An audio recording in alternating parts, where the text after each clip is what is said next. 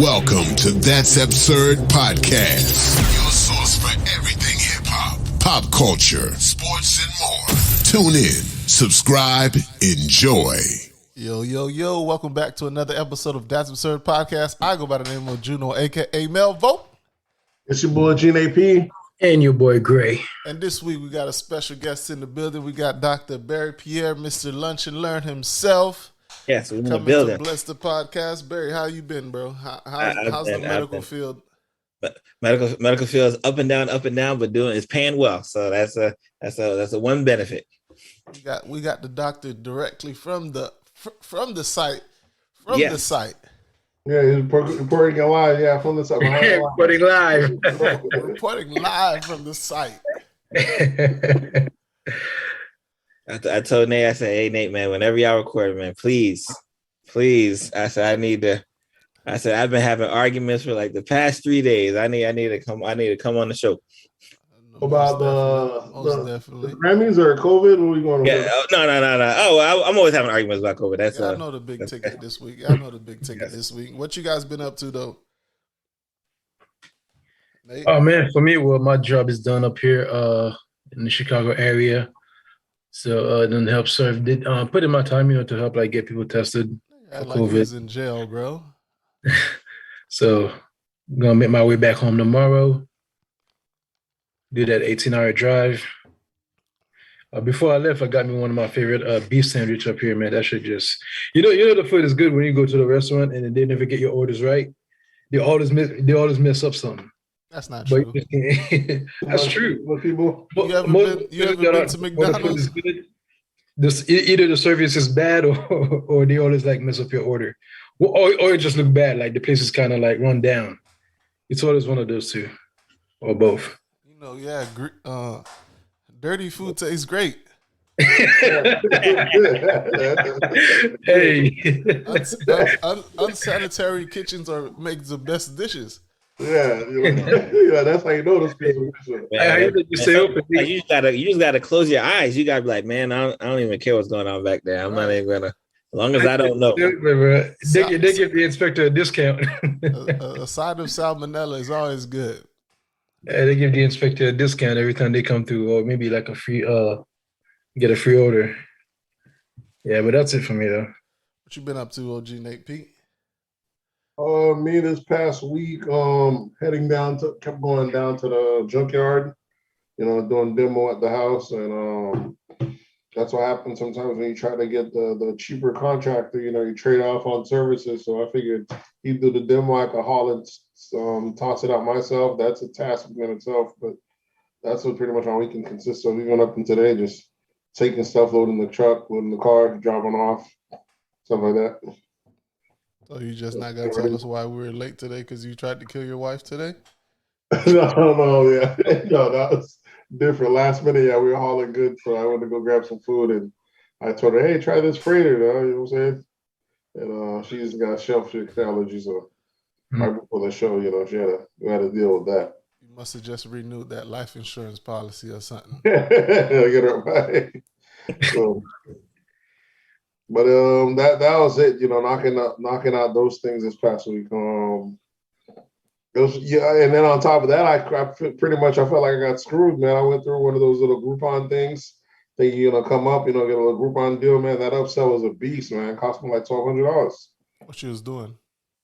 I was getting the vents cleaned, especially because you're doing construction and all that stuff, getting caught up in the filters and everything else. So they came to do that, but the upsell on, everything else that needed between, man, you already know they done sold some of the little bullshit, little blue light, little blue lights that goes into your.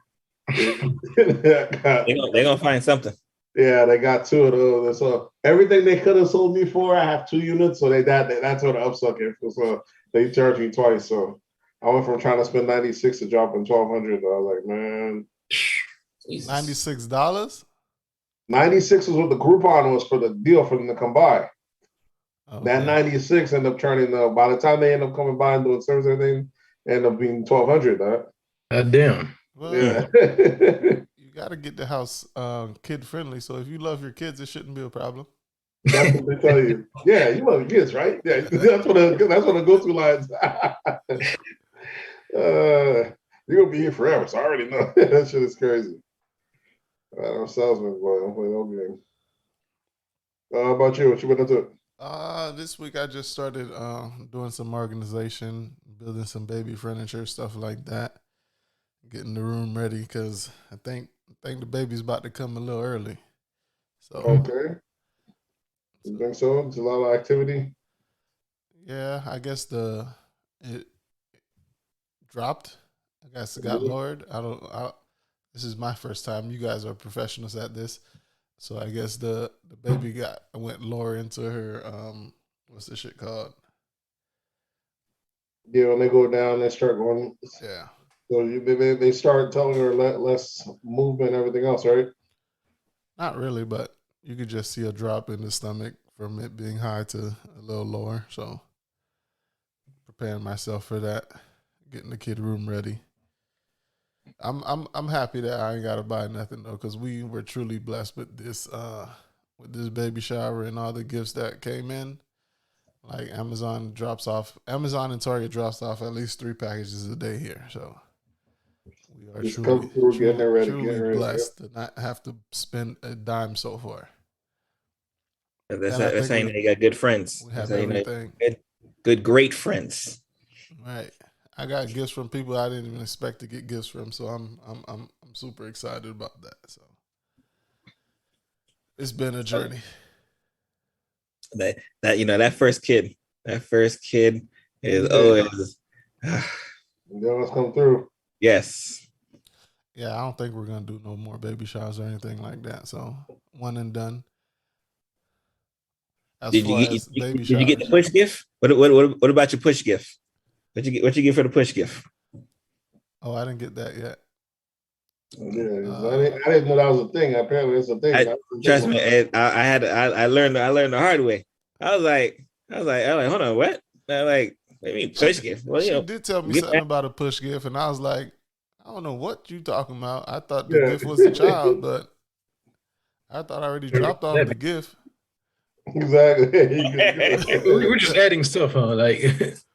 No, they got it. They like I said, I don't know. I meant to. I googled it. I was like, push gift. I'm like, because I couldn't believe it. She was like, oh yeah, I need my push gift.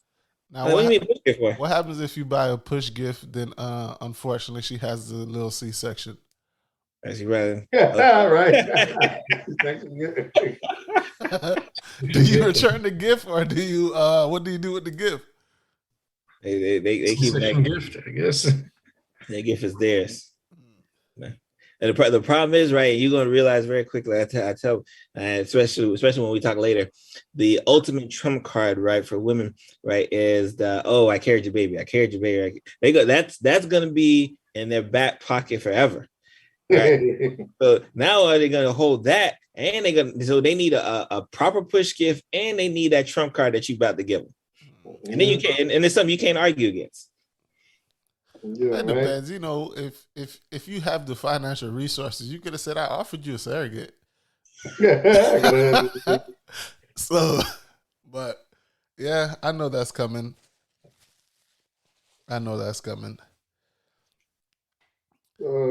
So before we jump on a big ticket, this new strand of COVID out there, Barry, since you live on the site, what's going on with this new strand that's taking over Europe, and I'm assuming that it's slowly. It's coming over here. It's coming over here. Hold on. So we got something other than Delta Cron? Yeah. Oh, Deltas. Yeah, the Delta and Omicron. Those are old school now. So we got another variant. BA2 variant. It's almost. I tell people to think about it like the Omicron's little brother, that learned how to fight. So y'all gonna have to give it up, man. That's a wrap, bro. When Omicron first came out. Both of these strands were out, but Omicron was so dominant that we didn't really pay any mind to this specific strand of it. They didn't even give it like its own Greek letter. They just call it BA2 or the stealth variant, because from a genetic standpoint, it's very difficult to kind of tell the two, especially the way Omicron was running show. But what happened is obviously we just kind of got through Omicron's last wave that fortunately for us, a lot of people got it. but it wasn't as prevalent as far as from disease burden. So a lot of people didn't get sick. You didn't get a lot of deaths that could have happened when you kind of figure in the number. This one right here looks to see that it's probably just as transmissible, if not more, than Omicron. But the numbers are still early to kind of tell whether it's going to be deadly, right? Because that's really, I mean, obviously, that's really what we're trying to avoid, right? That every subsequent variant is less deadlier than the others. So, but unfortunately, we also wanted to spread less, and we haven't gotten that yet. So we're going in the opposite direction in one way, and in the right direction in the other. So America's COVID rate right now, last article I read, it was like at 3.something%. Mm-hmm. Yeah, Omicron definitely ran that up for sure. Now, of course, obviously now you're going to see the numbers skewed because of the fact that we're sending a lot of the home kits home. So those aren't going to be necessarily reported tests to be able to kind of add to the numbers. I never took that in consideration. We say in Florida. So you're going to have certain states that are purposely not going to test as much. So you're going to see those numbers kind of skew down. I'm just reporting from a Florida standpoint. We don't recognize COVID or any of its affiliates anymore. We've, like DeSantis said, we've moved on from this part here.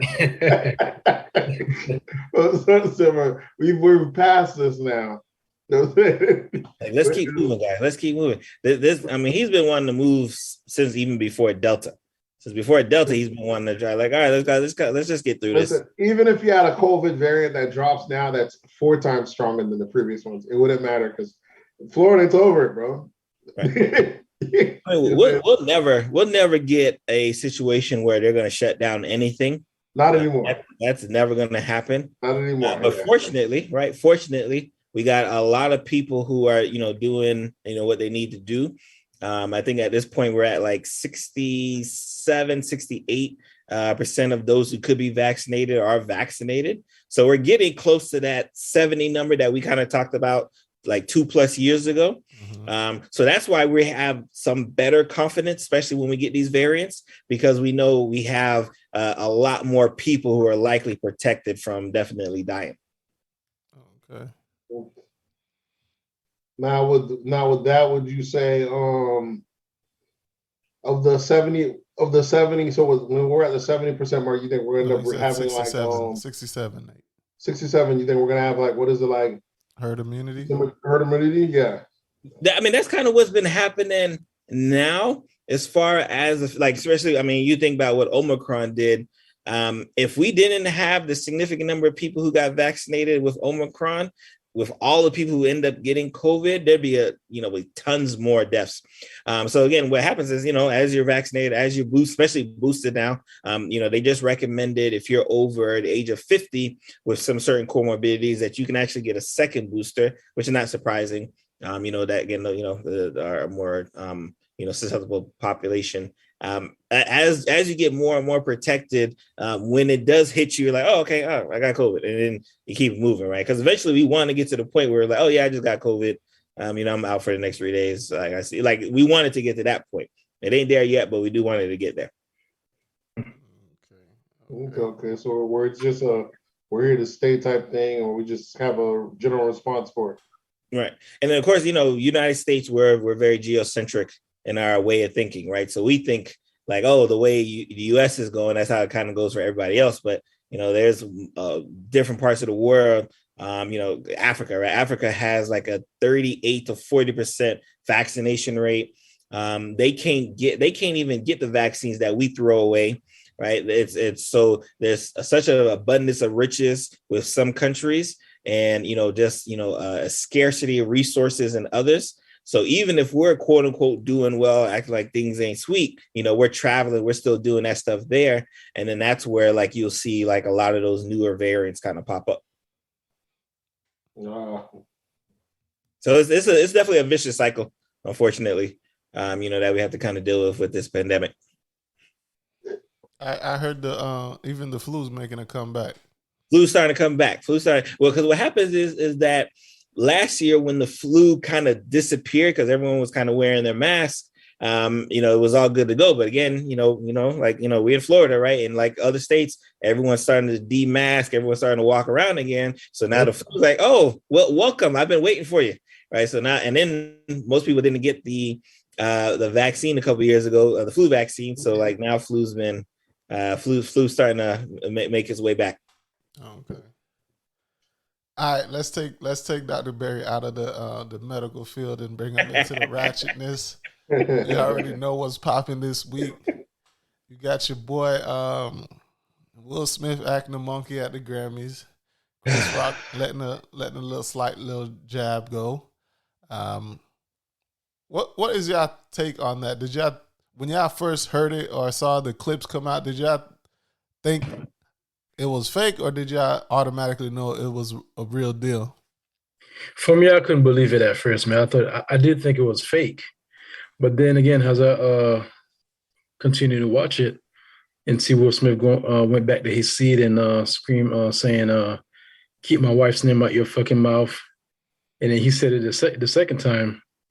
I'm like, okay, damn, this might be real. Then as the night go on, and then you see he's getting comforted by Denzel and his other peers. But no one came over to Chris Rock to try to comfort Chris Rock or say anything to him. Anything. I mean, did anybody watch it live? Was anybody watching it live? I didn't watch it live. I was watching it because I knew Will was gonna get the award. So that was literally the only reason, like, why I was even tuned in to watch it, because I'm like, all right, yes, Will gonna finally get this reward. And when I saw it, and I'm like, oh, that's like, hold on, what just happened? And then, so of course, I immediately go to social media because I'm confused. I'm like, what is my TV? I thought it was part of the event, but obviously not. And I only knew about it only because I just got a notification, and it says Will Smith that at Chris Rock. Then I had to look it up. I'm like, oh shit. Kept watching the video, then hearing more people covering it. And, that's why I love social media for this exact reason. Because because obviously we're here in the US, right? So when we watch it, I'm watching and they went mute. So it's there's no sound after Will smacks him, right? Yeah, no sound for like 30 seconds. Delay. Yeah, I saw the uncut version of it. So I'm looking. I'm like, the US has a 7-second delay. It's 15-second delay for the Grammys. But what's going on here? Japan don't give a damn about that nonsense. Y'all acting a monkey in America. We letting that big go live. Uncensored, yeah. And then also seeing all the other posts online and all the extras, seeing like some people I've known on Facebook, like the side that they pick and all. Yeah, it's ridiculous. What about you, Nate? What you thought about it when you first saw it? When I first saw it, I was like, hold on, this has got to be fake. And I looked into it. I went on social media, like, it's not fake. Then they showed the slowdown version. Without the screaming, definitely thought it looked fake. I was like, he set up a little too clean for a slap like that. But then after that, I ended up seeing it. I was like, damn. I was just, I thought Will was in character, man, regardless. Whether or not it was real or not, Will was in character. It was in that part was that Will was acting. The whole move and then the whole walk, looking like he's smiling. Yeah, and stuff. Like what we saw there wasn't Will. Even the whole screaming looked like, he's acting too. Yeah, well, we saw that the assault was real, but Will was acting. Will was in character. That's not the real Will. We got the real Will last summer. But during the entanglement, that was the real Will. What we got here was the like Bad Boys from Bad Boys. Yeah, what we got there was Mike Larry from Mike Larry. Yeah, from Bad Boys. That's what you got. That was method acting, if you will. So, what's your opinion on what transpired? Was Chris Rock wrong? Was Will Smith wrong? Who do you think holds the biggest wrong in this? Of course, Will. Chris Rock did nothing wrong. Absolutely nothing wrong. The context is you had an Oscar, and the Oscar hires Chris Rock to kind of loosen things up, make the room a little less stiff, bring out some comedy. It's nothing unusual, it happens, every year at the Oscar. I mean, we've even had roasts where, like, like certain celebrities, get picked on, get, roasted on, like for like what certain events. Yep. And the joke wasn't that bad to where like people trying to make it seem like, like as if like Chris Rock deserved that. You know what I'm saying? And from the look of it, even Will himself, he was laughing at the joke. Right. Yeah. I mean that's what really killed me. And I think Jada's a little too stuck up too, because I'm sure when they're at home they joke about it. I don't think you could take yourself that serious, even having like that type of sentiment. I'm sure Will Smith make like little jokes here and there. The kids make little jokes here and there. Even Jada herself probably make little jokes on herself here and there. I mean, comparing it to G.I. Jane. I mean, it's not like he's making it seem like he's comparing it to like something like so bad. Yeah. Like, I mean, first of all, the joke was a shitty. It wasn't a great joke.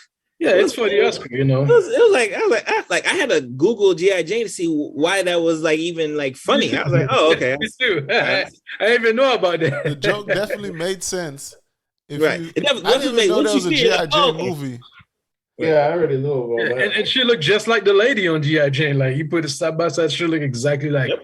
Yeah, the buzz haircut. That's it. Right. It's all in context. I think like if you're anywhere in the front row and a comedian gets on stage, bruh. If you don't want no smoke from any comedian and you're in the front row, you got to get up and walk away. Yeah, because that's part of the game.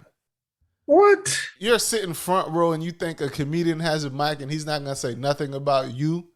And for Will to even say keep my wife's name out your mouth is kind of funny, because one, your wife is not just your wife. One, she's an actress. Yep. Two, she's her own celebrity. So when I make a joke about Jada Pinkett Smith, I'm not making a joke about Will Smith's wife. I'm making a joke about Jada Pinkett Smith, the actress. Right. Yep. Correct. So the whole I'm defending my wife and all this bullshit. Since when do celebrities defend celebrities? Right. Yeah. Right. I tell you, this was the argument I was having with my wife that night, right? Because of course I seen y'all seen it, right? I seen the social media swell. Mm-hmm. Oh, protect your wife, protect your lover. Oh, that's and I'm like, Will didn't do it for that, right? That's not the reason why. We kind of mentioned the whole pregnancy thing, right? Like that pregnancy card. I said, Will been walking around that house, right? And he understands that he was not, quote unquote, the man of the house, right? And now he finally had his trump card, right? Now he finally had the big joke to say, you can't never ever say that I don't defend you, I don't go for you. Look what I did at the Oscars, right? Like that's his, like Will got it, right? And of course, I'm pretty sure Will would have hoped that we weren't going to turn that around and then joke on him, right? Like he would hope like that wasn't going to be the case, but clearly, you know how we do on social media. That's we see it every which way. Honestly, I was Maria was mad at me because I was absolutely upset that there was not more violence. Because when I saw that, I said, "There's no way in hell you are slapping me open hand and nothing is happening." No, right? There's no way. It's not possible. It's not going to happen, right? If I don't catch you on that stage, I'm catching you backstage. I'm catching you somewhere.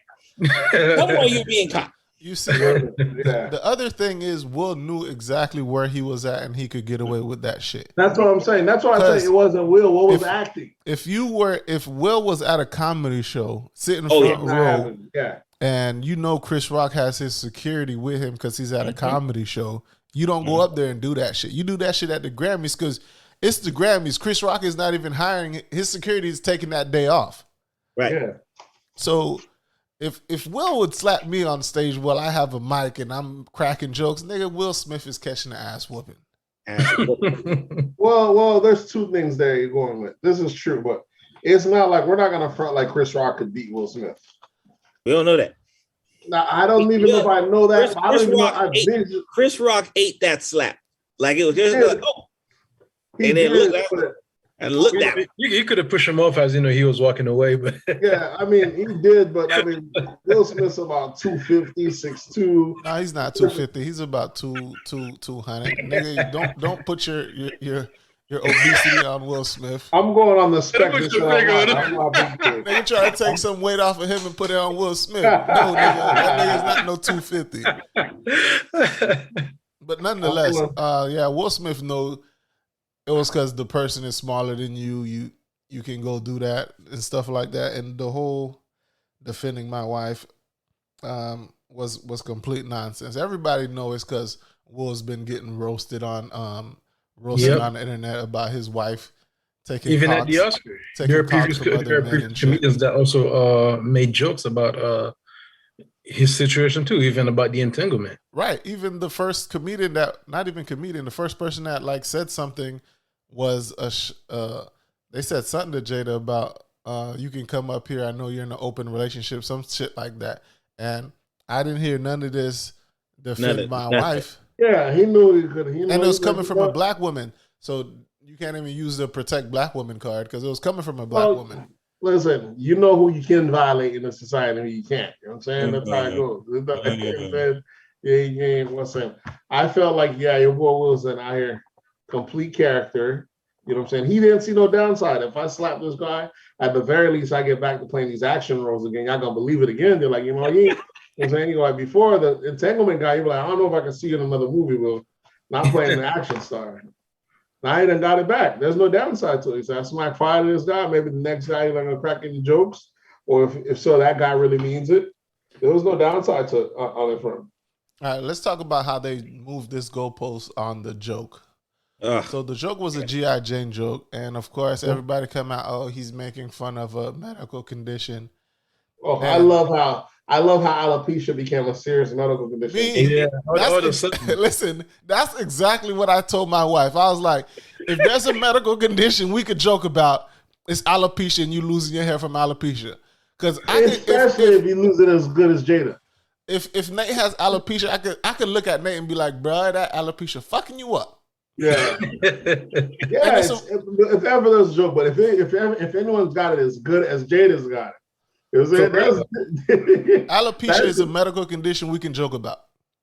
What do you think, Barry? You're in the medical field. Yes, no, it's so funny. I posted a couple of TikToks about it, right? Because it was one of the most medical, like it almost beat COVID as far as one of the most medically searched topics, right? Yeah. Within that 24-hour span, like all of a sudden, everyone wanted to know about alopecia, right? And of course, obviously with hers, right, it's an autoimmune issues and everything else, but still, like, people bald all the time. They make fun of dudes all the time who are balding, who are suffering from alopecia all the time. This is not a new phenomena. With the likelihood that the general public knew that Jada, like, because ain't nobody studying Jada Pinkett, like, outside of the August Alsina's, right? We didn't know she was suffering. I didn't know, right? She was suffering from an autoimmune disorder, right? Like, how would I know? Like, that's why this girl has always had her hair short, right? So exactly. The kids have their hair short, so they got it too. I mean, I don't know. No. See, when you out here, people with bad alopecia got chunks of their hair falling out. Mm-hmm. She out here getting ahead of this fallout styling on motherfuckers. And I'm supposed to listen, there's motherfuckers who's bald out here who got patches. Her hair is... It's crazy to me. Y'all remember Patch from Philly? You see, it don't make no sense, bro. No, y'all remember that meme, Patch from Philly? No, Patch from Philly, no. The kid that had alopecia and he had like... Oh, chunks. Yeah, I remember him. Yeah. The little gif, the video, the guy tried to... young boy, the one that said, I ain't no bitch. He ain't gonna try me like no bitch. Yeah, man. So alopecia is definitely a medical... And this whole thing about we can't joke on people's medical condition is nonsense. Right. Because herpes is a medical condition. And they roast that all the time. And every time a celebrity catches herpes, roast.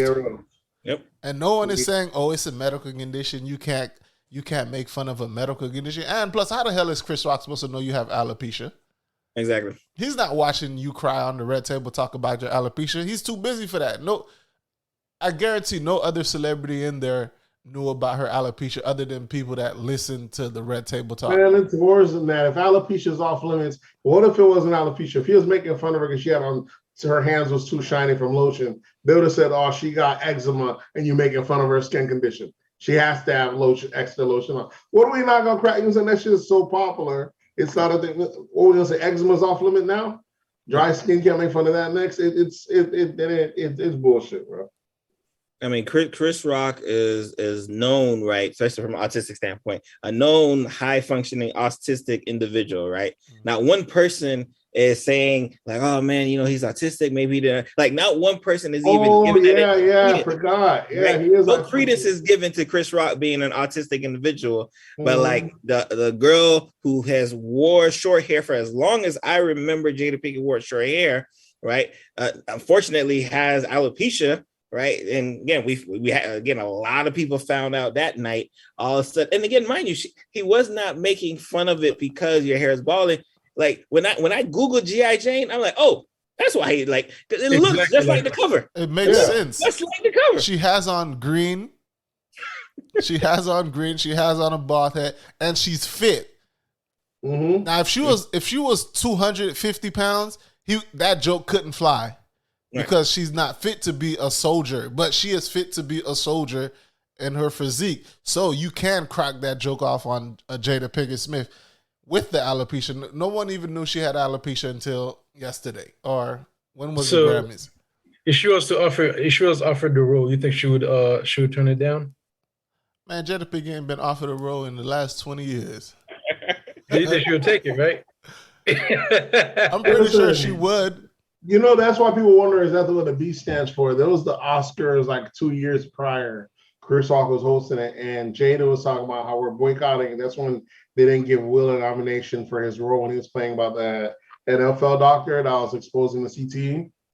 Mm-hmm. And she was like, "We're not going to go." And Chris Rock made a joke talking about saying you don't want to go to the Oscars. That's like me saying I'm not invited to Rihanna's panties like party. Boycotting Rihanna's panties. I wasn't invited. Exactly. And he was like, "Aren't you on TV?" And she's right. You're not a Hollywood actor no more. You're a TV actress. Why would you be at the Oscars? Right. You know what I'm saying? This is just no one talks about how just 2 years ago you were boycotting the Oscars. Now you're sitting front row and you're too good of a person to get joked on.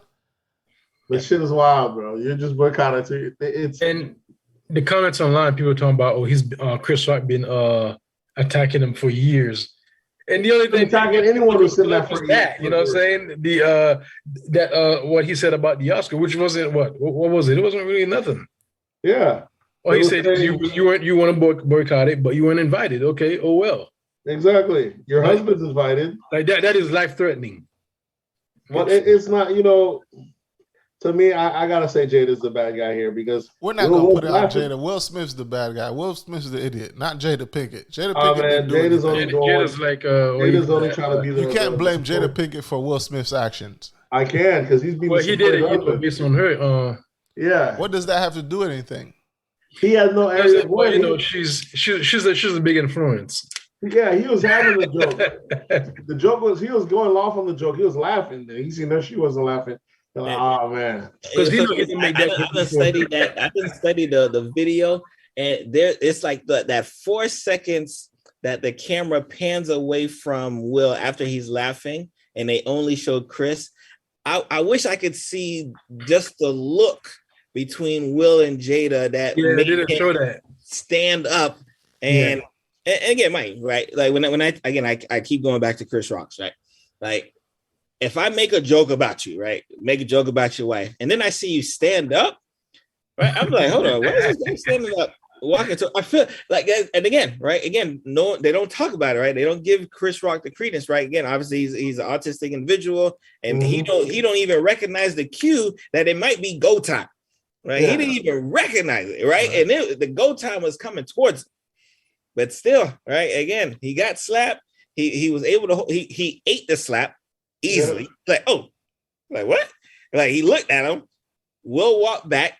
Right, he almost let off a joke, but he thought about it because he was like, "Oh, yeah, he was about to let off another one." Like, so, he's like, "I could, I could." He was like, "Oh, I could have."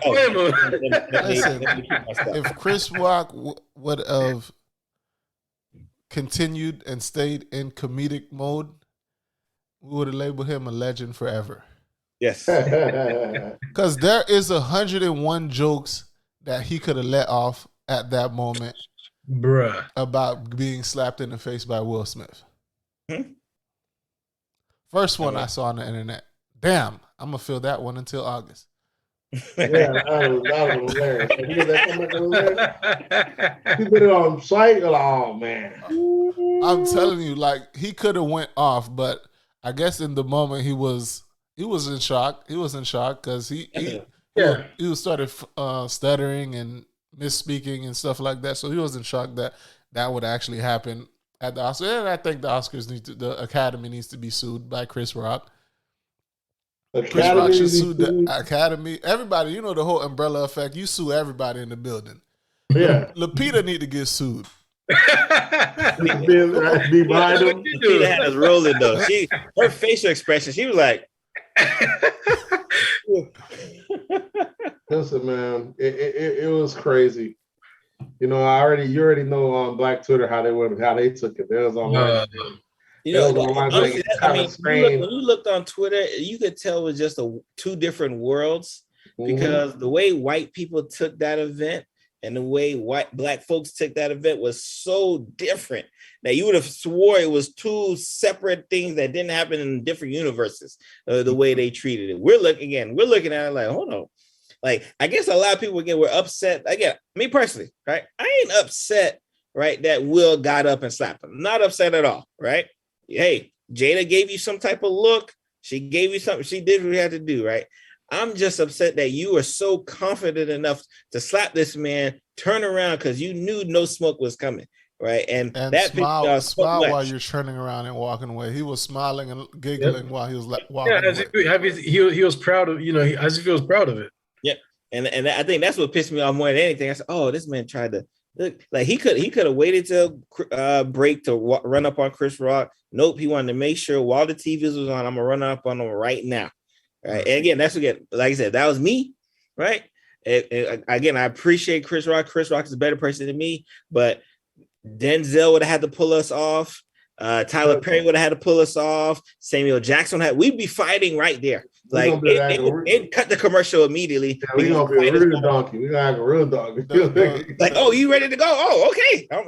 Let's go. The simple fact that the people in the audience decided it was good, they had to console Will on him having a fucking outbreak versus the person he fucking attacked.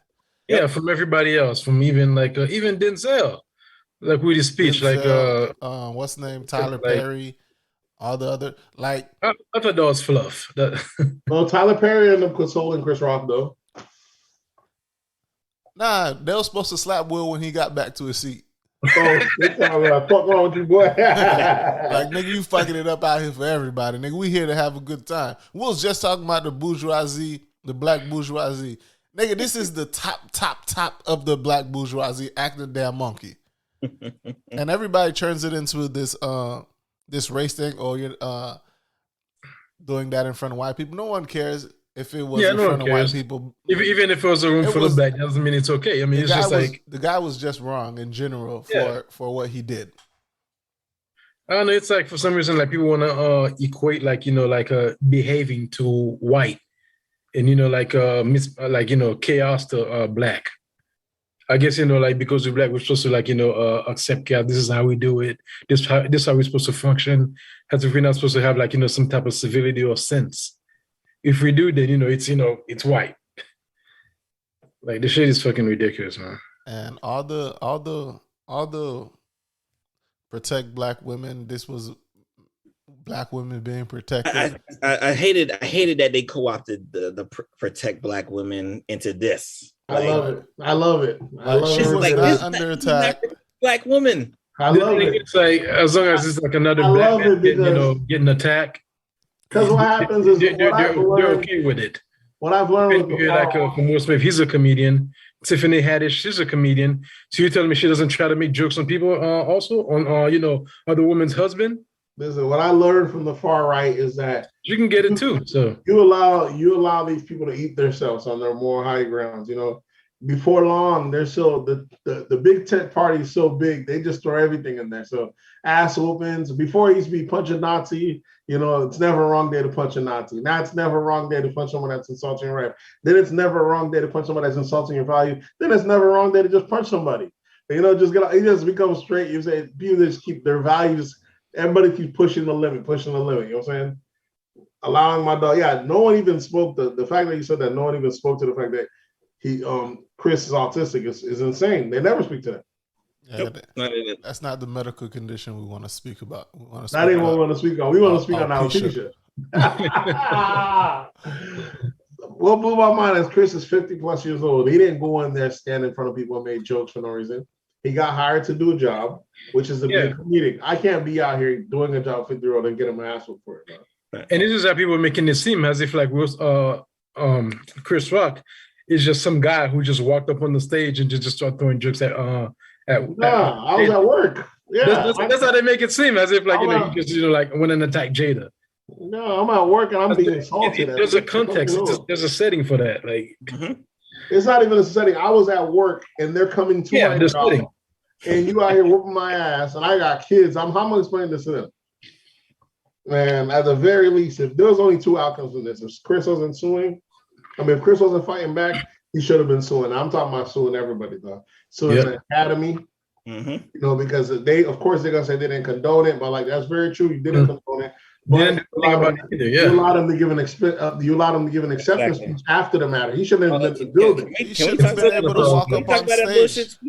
He shouldn't have been able to walk up on stage until you're getting your academy award. That's a whole different aspect of it. So I'm suing you for even allowing him to give the speech after me getting my ass slapped. I'm suing whoever set up the academy for lack of security. I'm suing Will Smith. I'm suing, and I'm gonna have Hollywood so tied up next movie go around. They're gonna be one man manager sold out all of Hollywood's production because because people who's out there witnessing, I'm getting them. I want them on witness. I want them on jury duty. Ain't no productions being. The whole Oscars in the jury. I'm driving. I'm slowing down production so bad in Hollywood. And I want them in their tuxedos too. I'm suing the movie studios just in case Will Smith was in character, method acting. We need to get to the bottom of it. I'm suing everything. Will would have been doing his next two movies for free, bro. They're like, all right, we're going to pay for you, Will, but we ain't paying you and paying Chris. You know what do you guys grind Hollywood to halt, bro? Just show him the check and then pass it on to Chris Rock. What do you guys think about his whole acceptance speech about how he's been getting bullied and all this nonsense? That's how he won. That's how he won the women over. Chris Rock or Smith? No, Will Smith. That's definitely how he won the women over. That's how he won the women over. Because he started with King Richard. He was always about protecting his family. No, the hell he was not. Exactly. That's how. Somebody made a joke about King Richard's wife. No, listen. If King Richard was protecting his family, how Will Smith quote unquote protected his family, we wouldn't know who the hell Serena Williams is. Exactly.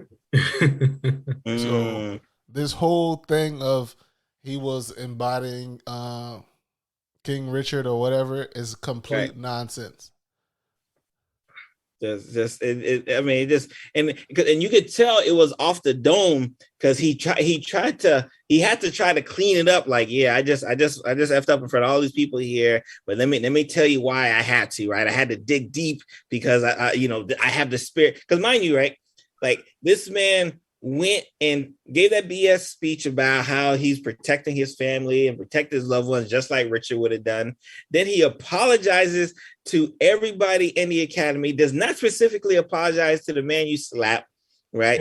like right. And then, and then you're getting jiggy with it later that night with your Oscar award. No way.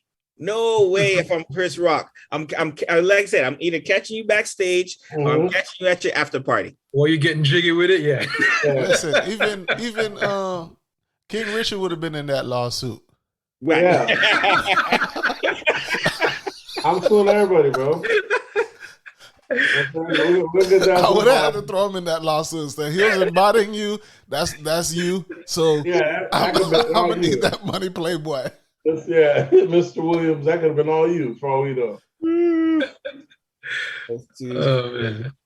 That is too. We're like a donkey. We seen a black man be assaulted that night, and no one made it about him. No one even spoke anymore about Chris Rock.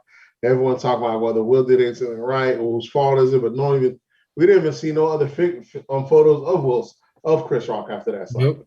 See, that's what killed me. I'm like, where is Chris Rock at? Like, why is no one showing me the video of Chris? Like, where is he at? Like, why do I keep seeing Will everywhere? He partying. I can't find a Chris Rock photo. I can't find Tyler Perry. I can't find Denzel. I can't find all these people reaching out to him. But I see all these people reaching out to Will. Like, they got to calm him down. Exactly, man. We're so on this. Everyone's on this mental health thing.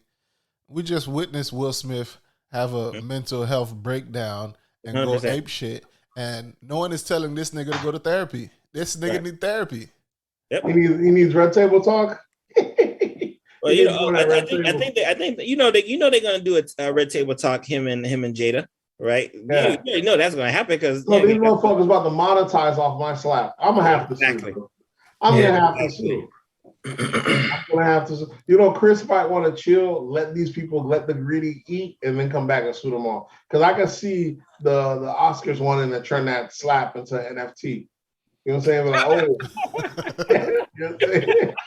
Karima will make that the Karima NFT. Let all these people get greedy first, and then come back and say that they're all here trying to eat off my pain.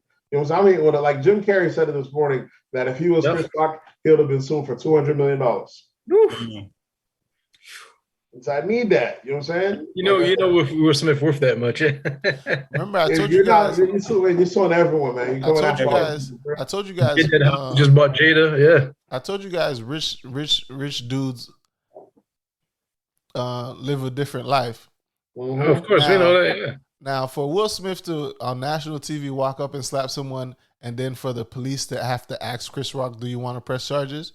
It's complete nonsense. Because if anybody else does that in a regular situation to any comic or anything like that, you're getting arrested first, and we'll sort it out later. Yeah, exactly. There's no such thing as "Do you want to press charges?" That's like saying if he shot me and you ask me, "Do I want to press charges?" Yeah. I might not want to press charges, but the state is picking up that case regardless. Exactly. Right. That's what I posted on Twitter. I said an overzealous DA or someone needs to go ahead and pull a Justice Smollett and go ahead and press charges on Will Smith. You understand? That's what needs to happen. And even if it's probation or something or the other, that's what I'm saying. Not to say it deserved it, it's small within a criminal, but he created criminal assault. It was a criminal act. Yeah. He assaulted this man, 50-year-old man being assaulted. Right on live TV, and then he buttoned the pants, kept it moving, and he stayed in character, telling the guy, he said, "Keep my wife's name out your mouth," 2 times threatening the guy. No, there's no way. You know what I'm saying? They don't make no sense. They need to take it out of his hand and go ahead and press. The state need to go ahead and. They're lucky that Will is not political, because let's say this was the Trump era and Will was anti-Trump. But like I said, Will isn't even anti-Trump because that's what we know. Will is not political. Will is the guy that was always Mr. Play It Safe, mind you. That's what I say. This is a character. Mm-hmm. So had he ever been part of the Hollywood elite that was kind of against Trump, and this happened in the Trump era, please believe there would be pressing charges on Will. You know what I'm saying? So, but Will now because he's he stays out of the fray. He doesn't step on any toes of the powerful. But he'll check the hell out of a comedian apparently. But he's pretty safe on that matter. He can walk on that stage and slap niggas and call it a day. Also, there's so many things going on right now too, like with this event. Like they're also like trying to they're pushing the protect Black women. Also on Will, they're also saying that's toxic masculinity. Nah, to me, they represent the toxic femininity is what's working because. He had to protect a woman who didn't need protection. That's what you're saying, but what they're actually pushing out there is toxic masculinity. Well, that's why people say toxic masculinity in itself is bullshit because that's what I'm saying. Like they're using, both sides to push, these narratives. I mean, let's say toxic masculinity is true, which there are plenty of things about the masculine that's toxic, but that means there should be an opposite of it. They should be a toxic feminism or but the fact that that's not a thing doesn't make any sense because men suffer from toxic masculinity. Men should be a victim of toxic masculinity. You know what I'm saying? Yeah, but they don't care about and assault you because he's toxic. A man can assault a woman because it's toxic, So then what happens when a woman assault a woman? What does she portray? Or when a woman assaults a man, what does she portray? How is there no ref? You know what I'm saying? When a woman assaults a woman, it cancels out. It can't,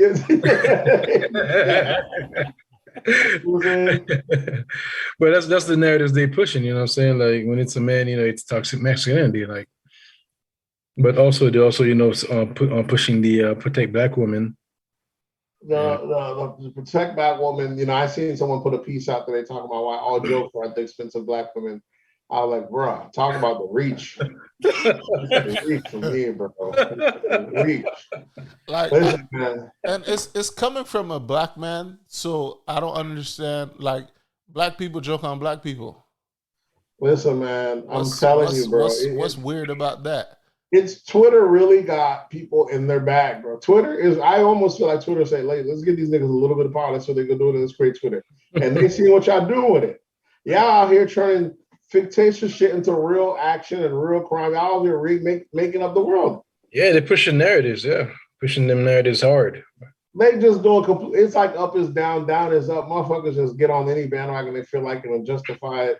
People get to do anything bad. A girl cheating on him, get your bag, queen, no issue. It's just an entanglement. Let's get over it. The guy's assaulting on his behalf because his ego struck. He's protecting his wife. Let's not speak on it. Had it been the other way around, let Will get caught with a mistress. It was something else. Oh, they getting them out of there. Getting the fuck out. You know what I'm saying? The shit is just crazy. So even with the whole Jada thing, what I see the defenders are coming in saying, well, like I don't know why we keep talking about August and Jada. Will was cheating too, and I say, who was Will cheating with? Exactly. Right, you don't know, right? Like, but August, like, it don't matter. You don't know. Like they could come out and say, oh yeah, I was cheating with Will Smith, but no one's doing it. Exactly. That's the one thing we know about entanglements and all this other open marriage stuff. The one rule is that it's only meant for the people inside that relationship. Yep. That's it. You know what I'm saying? Will and Jada, we've been hearing about them two for years. You know what I'm saying? They're way up in Hollywood. We ain't got no business been hearing about it. Us lowly regular civilians. Also the fact that she could be, so we've been hearing about it before we even heard about T.I. and what's name. I'm talking about we've been hearing about Will and Jada years, bro. It's reaching us lowly civilian ears, that way down here. But at the very least, we ain't supposed to know the people. And all these years later, who's the first to slip up when we know who the person is? Who got this dude singing an ode to her? Is Jada got this dude out here doing commercials, dropping singles, getting hit, you know what I'm saying, profiting off his pain. Mm-hmm. And he had no smoke for August. He had nothing for August. Not even to keep my wife's name out your mouth. Yeah, not even bro. Don't be falling in love with my wife. Keep my wife's vagina out your mouth. At least. Please, I'm married here, bro. Let's keep up appearances. Be a gentleman about it. Exactly. He could have been like, "Hey, man, you knew the game. She was over there doing her thing. You were supposed to keep quiet. I don't know what you're doing on a press run." Like he should have walked up on August during a press run, like, "Fam, what are you doing out here?" Yeah, slap him right there. Yeah. What are you doing? And no one even talks about that whole relationship and how foul it was on her behalf. As him being coming off of drugs, and she's supposed to be the one nurturing him back into health and safety, but she's taking his penis. Taking advantage. Yeah, but no one talks about that. That's why, media is so far that it's got to be a struggle, man. That's what I said. Media is so much an influence nowadays, especially thanks to social media. You know what I'm saying? And the news cycles being such a loop, probably 45 minutes with the news the whole day. It's in a loop constantly throughout the whole day. And social media and everybody being in their own bubble. I feel like you really can get people skewed one way or the other. The reason we say no one's speaking on it is that's not the agenda or the precedent, the narrative that's being pushed to focus on. You know what I'm saying? Like critical thinking, I feel is almost at an all-time low. It's group thinking now we're having. Good or bad? Quick question. How soon do you guys think rumors of Will Smith being an abusive husband comes? Abusive. Probably next month. No, Will don't give me. I give it within the next month. If they ever file for divorce, that's gonna come. Will don't give me abusive vibes. I don't get it from him either. But Jada is hitting him. I'm right with you. You can But see you it. know how, I believe Jada Probably Pinkett even is before very that. toxic. I believe Jada Pinkett is a very toxic woman. but you know Yeah. how they switched it when it comes to men and women, and Yeah, well, her they're gonna say she was just very, she was she was just headstrong. outspoken. She's just very outspoken. Yeah, She's Spoke going with through a lot. spoke with her fists. She spoke with her fists. That's all. It's a wild thing. But we think we're about to see Will Smith back in Hollywood films again. Well, the thing is, what the benefits will is that he been the person financing his own stuff. Yeah, that's when he's doing those black films. Right. He might have. These motherfuckers. These guys play the long game. He might be going for the Tyler Perry bad guys. Right. You know what I'm saying? Will Smith was an action star. If you just search Overbrook Productions, that's his production company. Like he got a string of movies. Yep. Like, a string of movies that's like since like Hitch. Hitch is one of my favorite ones. Hitch is that. Like I think after Wild Wild West, everything like you seen that man in definitely was all his stuff.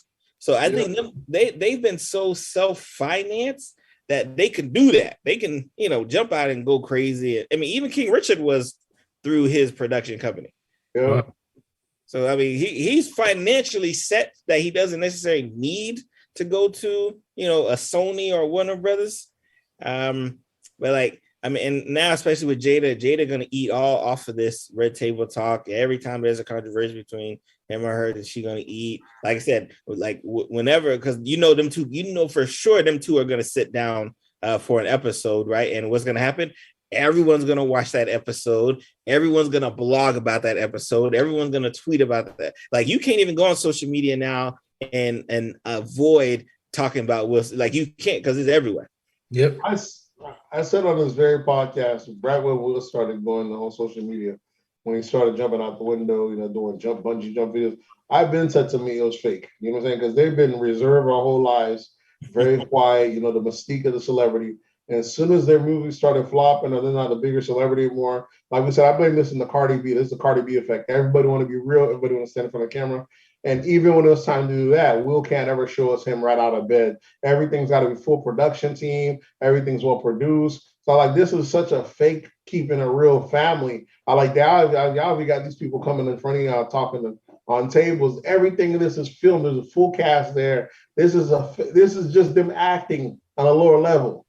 You know what I'm saying? This is them bringing the golden screen to the plastic screen in a sense. You know what I'm saying? I always thought it was fake. I was like, he's a full Hollywood superstar. Don't buy this whole humble guy. Will Smith's been richer way more in his life than he's been poor. You know what I'm saying? He's been rich my entire life. You know what I'm saying? so I can't even ever remember a broke Will Smith. Here's a good theory. Do you guys think this was Will's way of showing, I guess, because we all think that Will's been demasculated in his household. Exactly. That's what I think. So do you think this was an outbreak of that demasculation at home? Of course. And 100%. I think that's the number one reason. Yeah. I think this is now his trump card that he's going to play forever. But unfortunately, because we don't care about none of that, we're going to keep bringing up like August. We'll keep bringing up intake. We'll keep bringing it up. Right. I saw one meme talking about something. I felt so like it was hilarious. They said like, it was Jada, and she like, Tupac would have shot him. Yeah. Like, Yeah. I'm not impressed. I'm not impressed. Even when he do that, we still joking on him, right? This man, he can't win, right? He can ever since he cannot win the manhood in his household. Yeah, I think since what was it, Bad Boys 3? Yes. I mean, he also has a social media, like he also have social media too. So you got to understand, he sees a lot of the stuff that we see about that's being said about him, that's being posted about him. All the memes, all that stuff. You have to compete. His kids for insane stuff. But you're competing against a dead man. You can't compete against someone that's dead. He's competing against Tupac, bro. Exactly. But it's because of Jada. That's who Jada, what do you call that? That's her soulmate. Wow. Is it not? I assume that was her soulmate. So And I mean, he says he's jealous of, their relationship. Talking about how, Will can satisfy her. And that's why, Wow. I'm still. yeah, I'm telling you, he's been demasculated so much by her that he had to prove himself one way or the other. Yeah. and they keep saying, "Oh, he's human. He's human. You can humans can only take so much." But he's not taking it from us. Who's the human insulting him? Yeah, exactly. He's not taking it from us. Everybody here on Earth. The too much is coming from inside of his own house. It's like the movie Scream when like the calls coming from inside the house. Yes. They go, yeah, the assault's coming right from inside the house, bro. It's not us. We're not the ones bullying them. Yeah, that house is haunted, man. Oh man. Yeah, the look on Jada's face, yeah. Like I said, man, I wish there was some camera angle that could have showed us when they turned that camera away, man. Because that's the shot I want to see. I want to see that 4 seconds. She flipped that little switch behind her. After Will is laughing, and he looks to his wife, and he realized she ain't laughing. And I just need to see what was that 4 seconds. I want to know if she mouthed some words. I want to know if she gave one of those same looks that she probably give him at the house. Like, look at your motherfucker. You know what that should remind me of also? That one show, Bates Motel. I ain't really. Y'all seen that show? Bates Motel, yeah, the son. Go about him. Yeah, where he blacks out, or sometimes his mother would like it's like he sees his mother like give him the word to like go kill somebody, and then he'll just black out and just go do it without thinking. Because that's what it looked like. They looked like she just turned around and gave him the word. The only thing we saw from her was her rolling her eyes after the joke while Right. Will is laughing. And he get it, yeah. And then I don't know, that 4 seconds that you're talking about, Barry, we don't know if he looked her way and she looked his way and then shit He gave him the word. You know what to do, Will. Yeah, that's what I'm saying. I don't know. That's what it seems like. I want to see what that look was. I don't know. I don't know if she gestured at him like, look at this mother. Like what it was that made Will say, I'm getting up. And it looked like he did it just so make her proud. Like I said, because he went up there, he slapped him, he turned around smiling, laughing, and went back to his seat.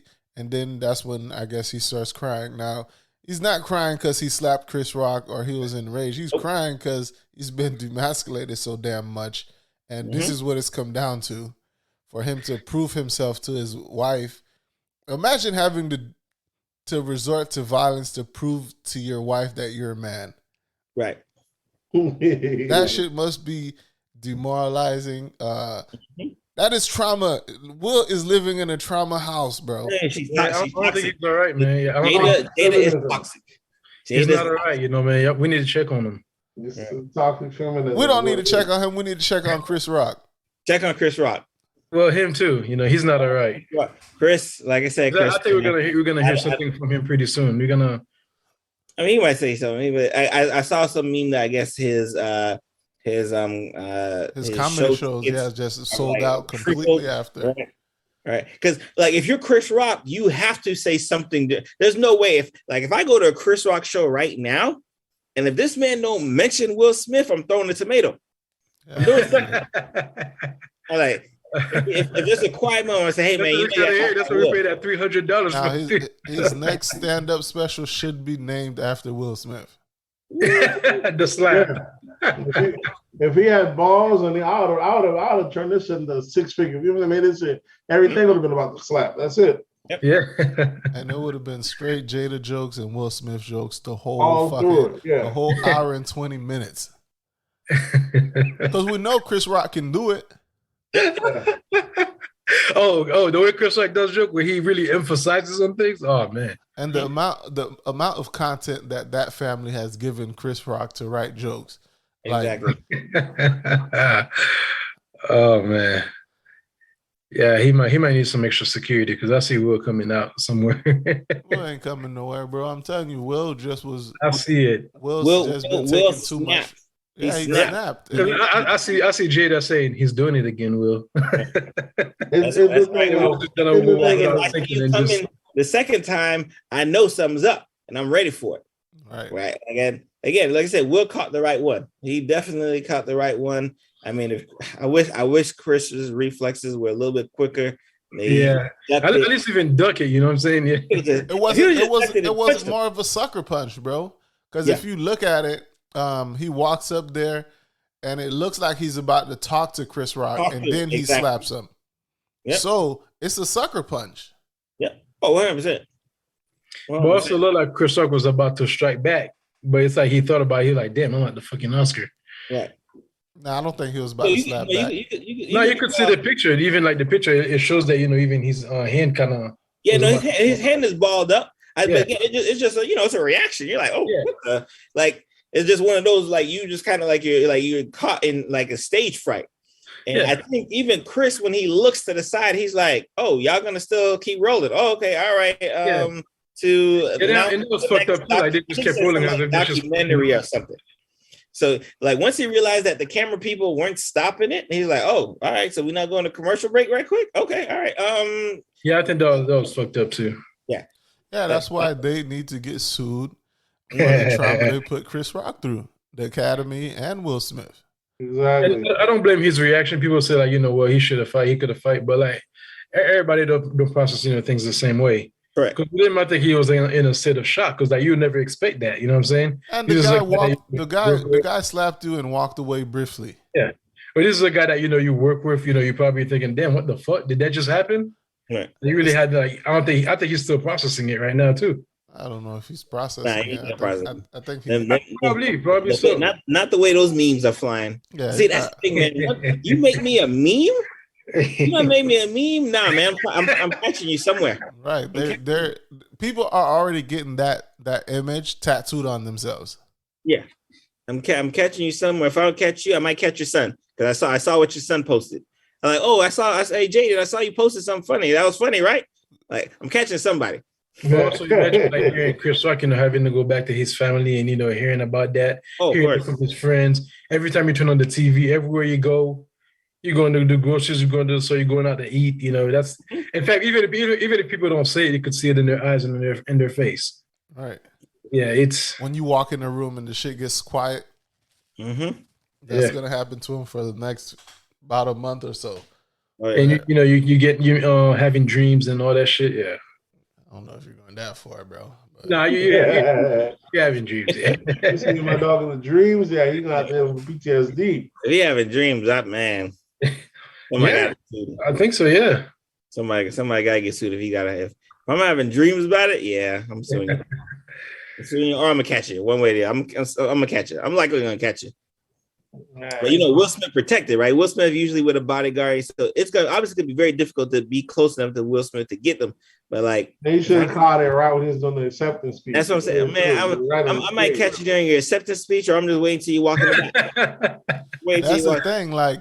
If Chris Rock walks on that stage during his acceptance speech, everybody's gonna hold Chris Rock back anyway. So there's no getting back unless it happened right in that moment. There's no getting them back, especially that night at the Oscars. Right.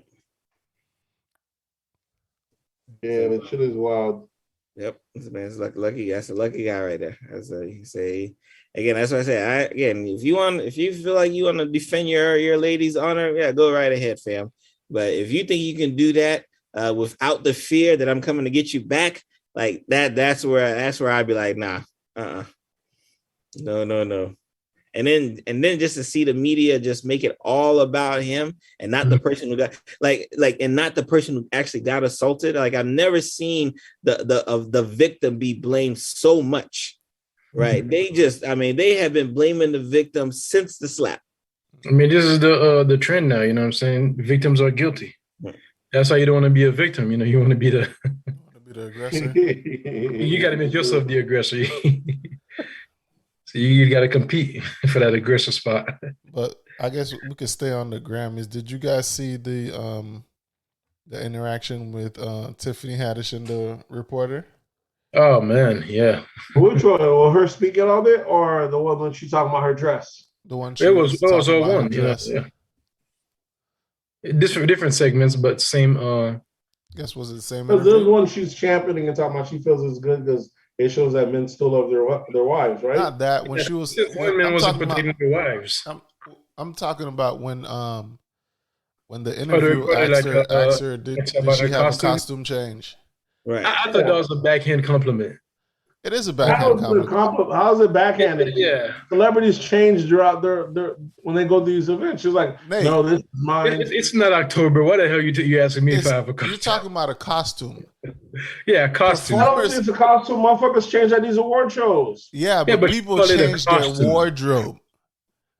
There's a difference between changing wardrobe and changing your costume. Costumes are for performers. She wasn't performing. She's like the Green Goblin. Do you think?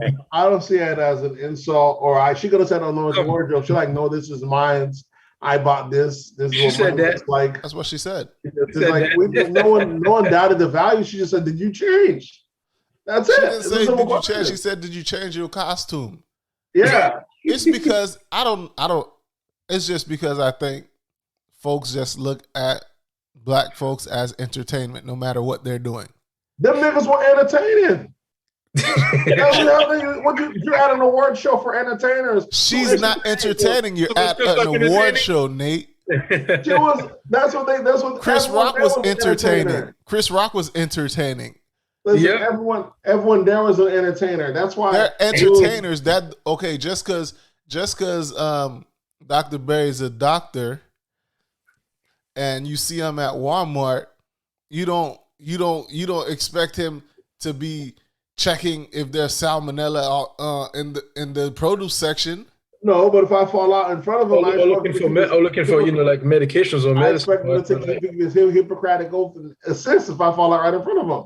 You know what I'm saying? These people don't just go there and they don't say hi to the cameras. They have to put on a show when when they're being asked questions by interviewers. That's why you stop there. You're entertaining. I don't see she didn't take it. At first she made it seem like I said like she was offended, but then she just started stunting on, girl, this is what money look like, this is your thing.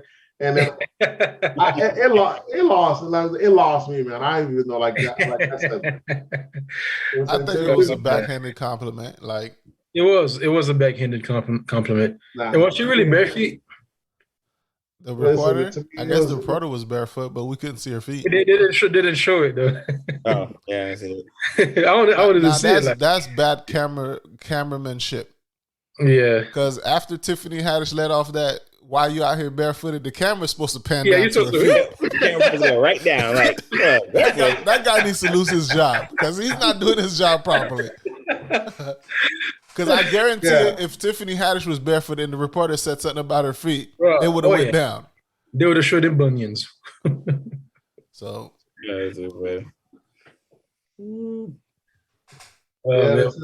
she went on about this is what success looked like. What was it? She said it was what was it, Dior or something like that? I think she said Dolce and Gabbana, that she had to buy it and something like that. She paid for it herself. Then she asked the reporter, "How old are you?" or something like that, and what you're doing with your life. Yeah, I felt like she was doing shade. I don't see how y'all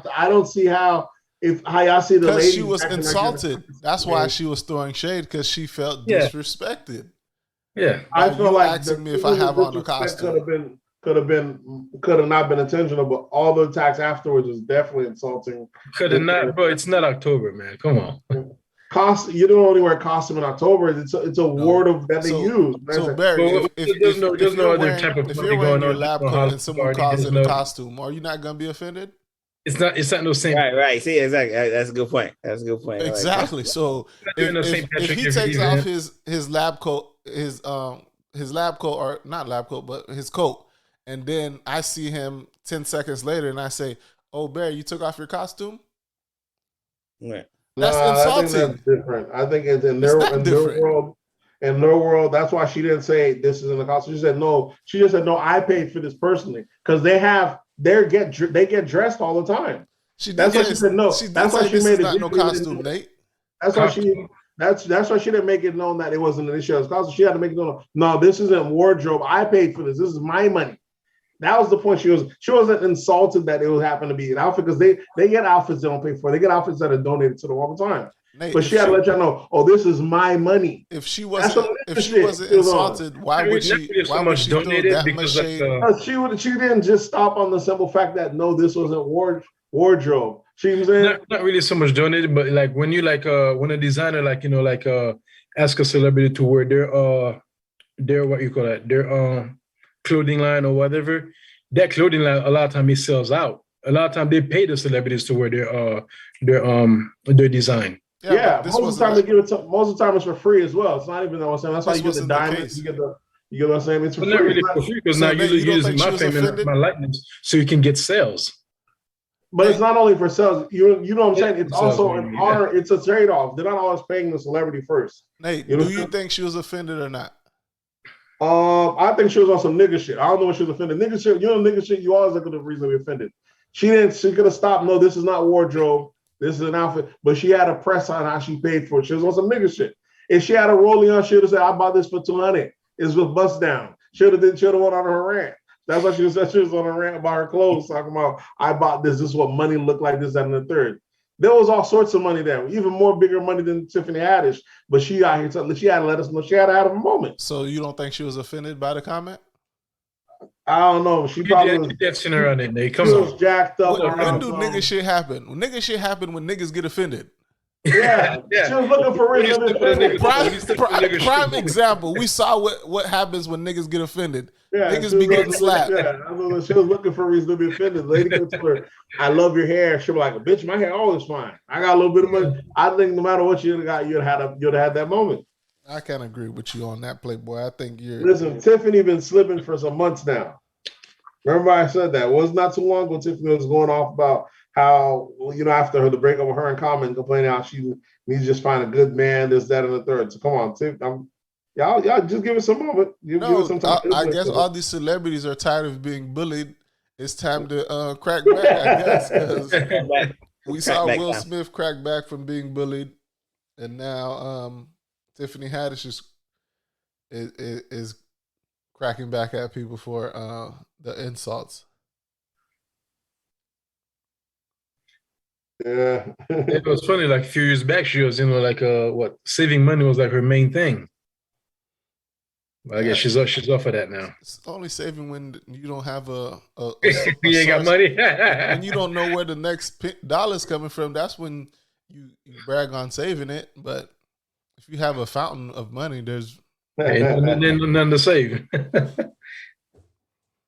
All right, what else I got this week? You still got time, Barry? Or they gonna call you back into that? They haven't come back, so I'm chilling. All right, sounds good. What we got on next on the list? Also, still on that topic. I mean, there's so much to it too. Like, there's so many dimensions to it. From what I heard, Jada broke her silence, but I still haven't heard what she said yet. But I don't know if people are just saying that just to get more views or whatever. Jada's not breaking her silence until she can monetize it, and that's gonna be on the red table. Until you watch that red table, you're not gonna hear nothing from Jada. And I'm sorry, Will better not try to apologize to me through no damn IG posts. He did. That's what they said. I need to slap you back. Will already got the apologize that never. After he did the slap, yes. There was a method acting, got to be in tears. And all he did, I already knew what scene he drew from. He just drew from the Fresh Prince of Bel-Air, that Why Don't He Want Me scene, or the teary eye. That's all he was. It was just a character all over again. I was like, look at this. This is peak Will we're experiencing right now. Yeah, he's just back in character, Fresh Prince of Bel-Air when his daddy left him again. You know what I'm saying? That's all it was, bro. The hell with him. Yeah, the hell with him. Don't be surprised he didn't end it like that. The hell, Chris Rock. Yeah, but I think he's going through some stuff too. So. But yeah, we know he's going through some stuff. His wife, the stuff he's going through. The shit is wild, bro. I think Jada's really manipulating him. So. Man. I don't know about manipulating, but if your wife, if you have a woman and she think was acceptable of you, how you defending her honor, you probably need to walk away from her. The funny thing is, somebody posts a different camera. You gotta be able to do it, right? After he slapped Chris Rock, where like she was also laughing at it too. Yeah, because like at that moment, like your ego is so big that you don't really care what happens to this guy and his future. If you think him going up there and slapping Chris Rock was a good idea, No, this is not the last we're gonna hear from because this. I'm sure. I didn't see no Sure, scenes of soon. Jada Pickett calming Will down or consoling him. Did you guys see any of that? Nope. I'm sure pretty soon we're gonna hear more from this. So we're gonna hear another something coming out of another reaction from Will Smith. Yeah, We gotta see. I want to see how what's Terry Cruz's take from this. Because motherfuckers roasted Terry Crews for when the dude grabbed his balls for his wife. He didn't do anything. What's his take on this? Is he gonna feel like Will Smith went over the line or didn't do it or did what he was supposed to? You know what I'm saying? Because Terry Crews is to control himself under pressure. Apparently. What else we got, man? Let's see. Aside from that, It's a big week, big Will week, boy. Motherfuckers got layers on this shit. Yeah. I guess we could jump into sports. You got, I guess Vanessa Bryant is allowing Nike to re-release the Kobe shoes and stuff like that and enter the contract with them. Yeah, it's all about the bread. All about the bread. Because that's like baby gotta eat. But what I like about her, she was actually very upset at Nike's practices as far as like limiting releases. So like everyone who could get it. Like she was actually very upset at that, which is one of the reasons why she kind of balked in the beginning. She's like, hold on, like what do you mean? Like she probably like me. She's like, what do you mean I gotta like go to an app and see if like I want everyone to get these shoes? Like, why can't everyone get the shoes? And she just ain't understand the economics of the shoe business at that. I guess she don't understand business because you know if the demand is so high and the what's the thing? Supply is low. You can jack up the price. Right, you can't have the supply match the demand because then you can't really adjust any price and there's not really any. Are you really gonna maximize profit if you put the supply out so much? Sure. It's just then if the supply is so great, you're just gonna have them sitting on the shelves like they used to sit. Because back in the days, Kobe's shoes didn't sell out when Kobe was around or when he was still playing. Kobe's shoes was sitting out. You could just walk into the store and get them, but now you can't do that. Only ones that kind of sold well was the one you said, the Hirachis. Those didn't even sell well when Kobe was playing in them. Kobe shoes historically didn't sell that great. No, that's what I'm saying. The closest one that was to sell like that I think they had the most sale was the Hirachis. That's not true. The most sold Kobe sneaker is gonna be the Grinches, the green ones that he wore during one of the Christmas games. That's the best selling Kobe sneaker. Trust me, I know. Okay. You remember the first what was it? The Adidas one, them ugly ones? The space boots. I remember them. I guarantee if Adidas released those right now, those will fly off the shelf so fast. Resale would be crazy. Yeah. You think they'll release them? I'm not sure how the contract is set up. Yeah, they have to talk to Vanessa. Well, we don't know how the contract is set up. The contract could be set up where it was their property, their what's name. They do what they want with it. Right. So if I was Adidas, I'll drop them shoes and make a quick half a billy real quick. But you dropping them in new colors or the same wave again? Same colorway. Same colorway. Sneaker game, massive scam, bro. You have to drop the same shoe all over again or change the color, do different limited releases and change those colors. Jordan probably got the best card in the game. Yeah. I'm saying he'd be dropping the same shoes over and over and over again. After a while, stop dropping that one color, and that's considered a classic. Yeah, but sneakers are worn, so you're gonna have to get a new one. You are, but I'm just talking about as far as innovation or anything. Being in part of Matt, if I worked in the Jordan company, that job security is locked in. You don't have to be that much innovative. I just change colors up, and every now and then, every few drops, dropping old one all over again. They haven't went back and recycling doing the packages. Imagine they start doing. Imagine when packages become retro. Remember when it was 2 at a time? The packages were retros. That's what I'm saying. The actual demand of dropping 2 at once all over, and they could do that all over again. No, yeah, I They guess. could, you know what I'm saying? Every rollout could be considered a retro all over again in itself. Yeah, drone's a different commodity. Yeah, it's a different motherfucker. Yeah, so that's what's going to It's a commodity at this point. Yeah. That's what I feel Nike's trying to do with the Kobe's. That's why they don't want it. They want to be limited. The same thing that's happening with the Yeezys. They want to release just in a certain amount. They say they don't want that underground market underneath it, but that kind of helps their product. Right.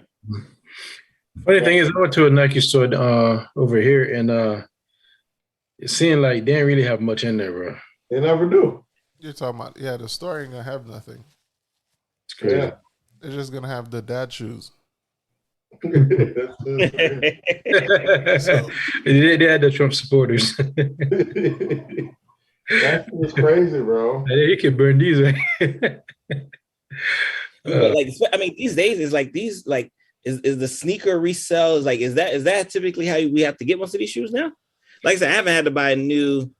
You know, I usually go get like because I got really fat feet, so I always have to get like those ones that have like support where it don't like wobble. So I haven't had to get like a significant shoe in so long. Like, I mean, is it just almost now just easier to get it from these retailers? Yeah, that's pretty much the only way you're gonna get it if you don't win a raffle or win on a draw on the Nike app. That's the only way to get it after Nike says they sold out. Yeah. Like I wore these to the baby shower and got offered $500 for them on my feet. Jesus. Sheesh. And these. How much you paid for them? These retailed, I think, $220. Man. And someone was willing to pay $500 for these used. Word. Yeah, but you know, I had them on. I couldn't just take off my shoes at my baby shower and sell them. You couldn't be bare feet. You gotta have on-the-go sandals on at all times, bro. If they would have caught me somewhere else, you know, I would have sold them. So, the sneaker game is crazy, bro. But that's the thing too, man, because before we never really thought of sneakers as an asset that would grow, right? It was always like I wear it and then like I pay $100 by the time I'm wearing this down to 30. But like if you can wear stuff now and like the money still goes up. Yep. Yeah. Like, Well, next to the real commodity is the fact that there's a restoration business in it now. So people will buy old and messed up. Like people that keep their sneakers just never wear it in a box. Over time, they get oxidized. The foam changes colors. The glue dries up and the shoe falls apart. But you can go and pay and get it restored. So there's even that. Like the shoe. Oh, yeah, I've seen a store there. Yeah, there's people that buy old brand down shoes. You can bring it to them to pay like $70, $50, and they'll restore your shoe. Yeah, that tells you, like, you know, like for somebody to be able to build a business on that, that's exactly, yeah. So there's two businesses within this. That's just serious. It made me I seen the commercial that's Timberland dropping recently, how they're gonna be dropping different stuff where you could drop off your old Timberlands and they'll recycle it or use the material. And that's all convenient though. Y'all not even giving nobody no discount or nothing. Y'all here just having a Timberland drop-off locations. Exactly. You hear about the double E. Right. Nike had the greatest campaign for that recycling of shoes and just using the recycled materials to make new shoes. They call it something. Did you get any coupon though? No, you don't get no coupon, bro. That's what I'm saying. It's just like Timberland, dog. They getting the product for free. And they're like, they'll take these used shoes that people are giving back and they'll just remake them into a brand new shoe and sell them more expensive than regular damn shoes. They get me 2 times, bro.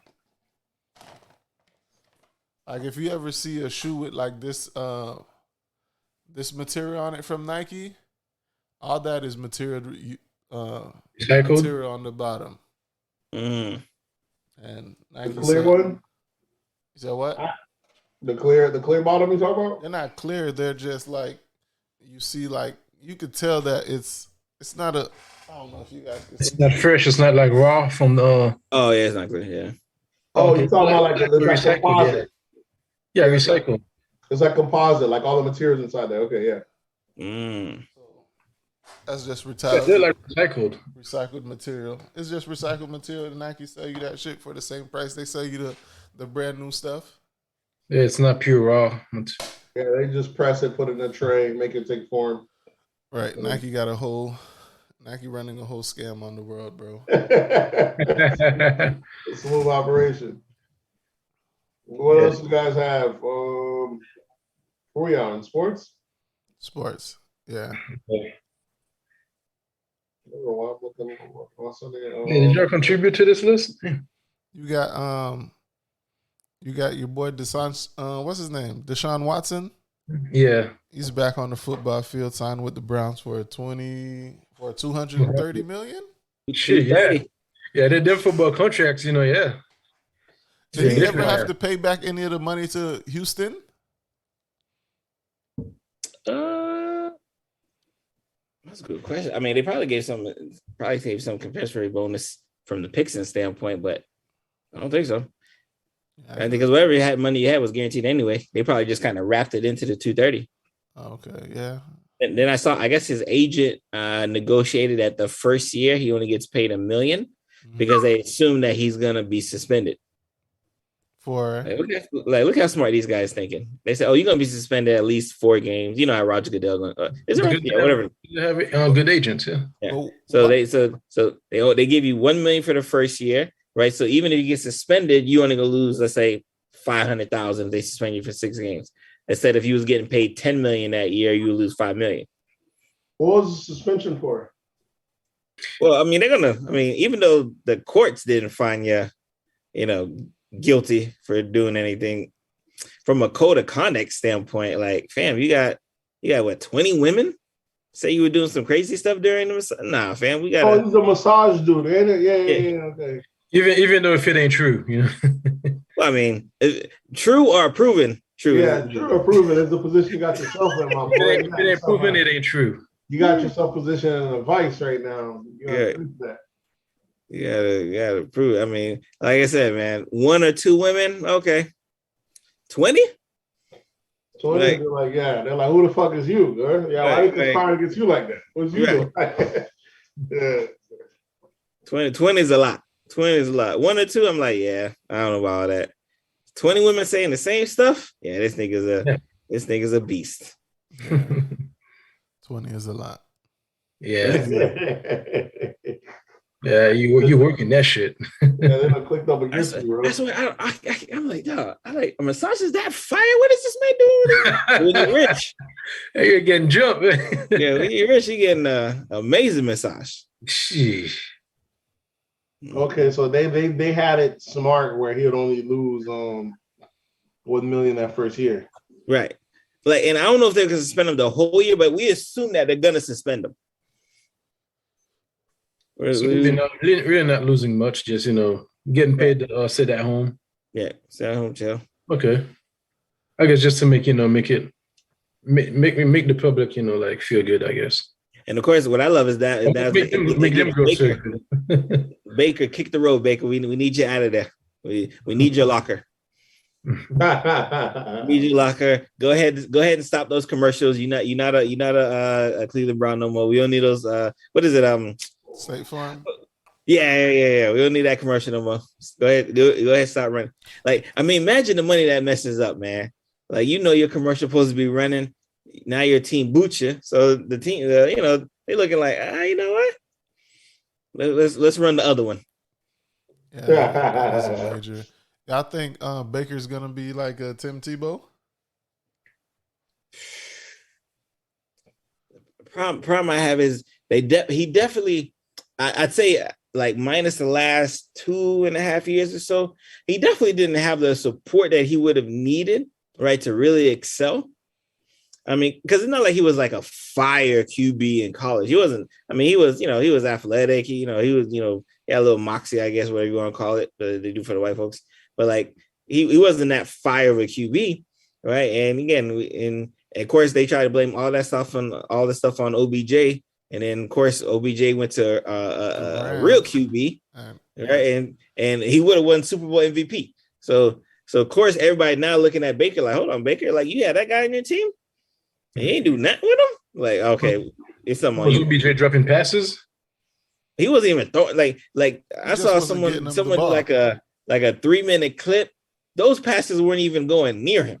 It was like, fam, like who are you throwing it to? As I said, I don't know about this. Like I said, Baker Maker, he's gonna be interesting. I don't know what team he goes to, especially because as late as it happened, most of the other teams got their guy. All right. So he got to be ready to be a backup somewhere. I think I can't think of a team that he starts for if he goes to their team. And I think his ego's way too big to be a backup this early in his career. Mm-hmm. So I don't know what he gonna do. I'm trying to think. I mean, maybe he goes to Detroit and beats out Goff over there. Maybe. Oh, Nate, I had a bone to pick with you, bro. What's up? I've been asking you for months to set up Zoom automatic meetings.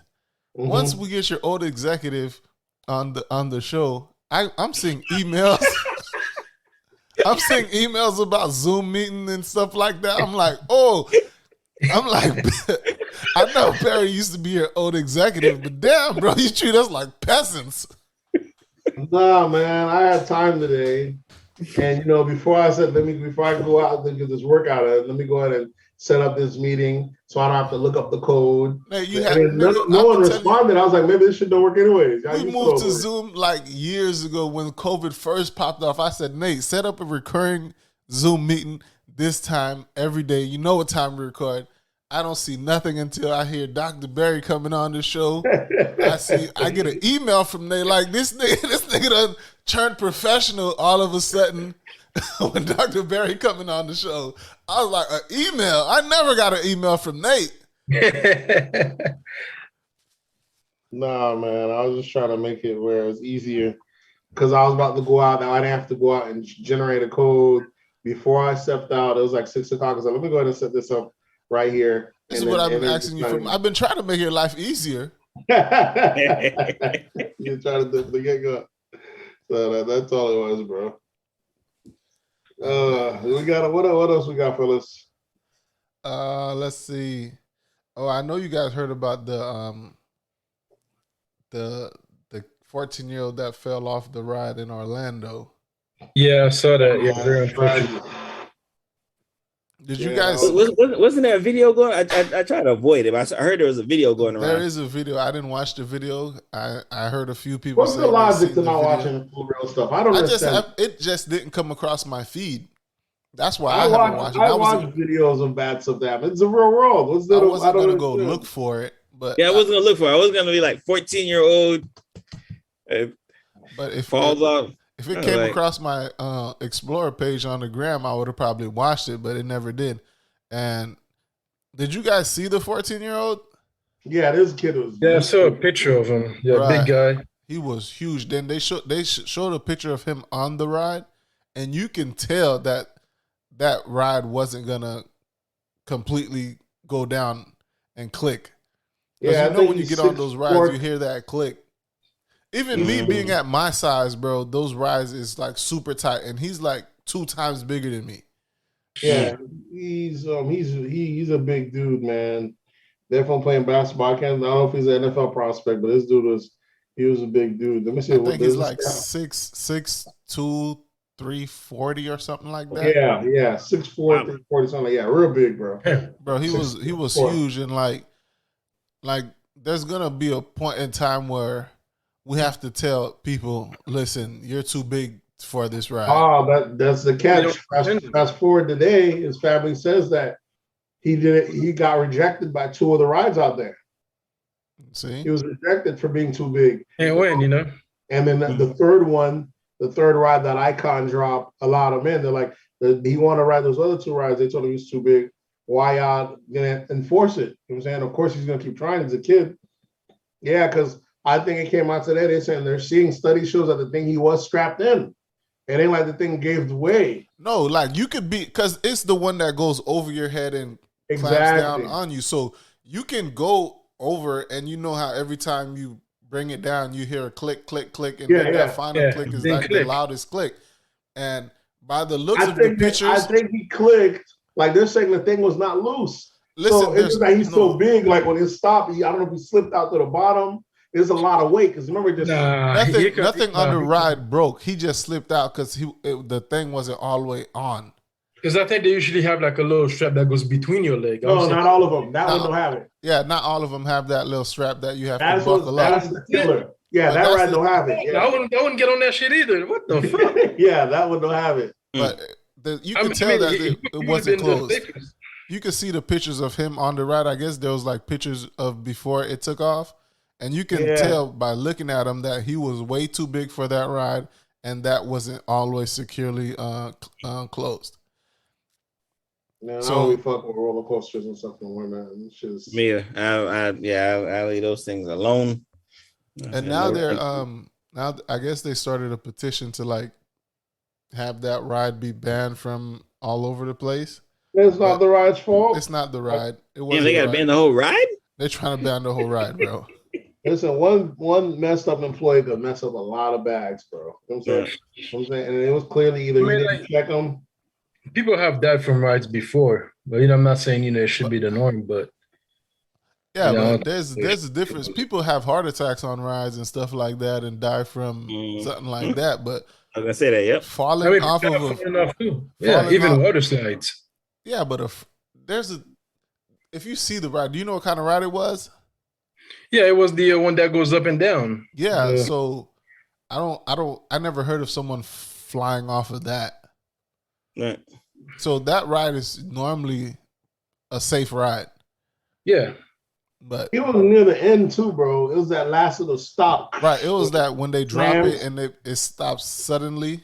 Yeah, it stops and then it goes down slowly. Yeah. Because if you ever rode one of those rides, that first lift, it lifts you up and you're still going up, but the ride is bringing you down.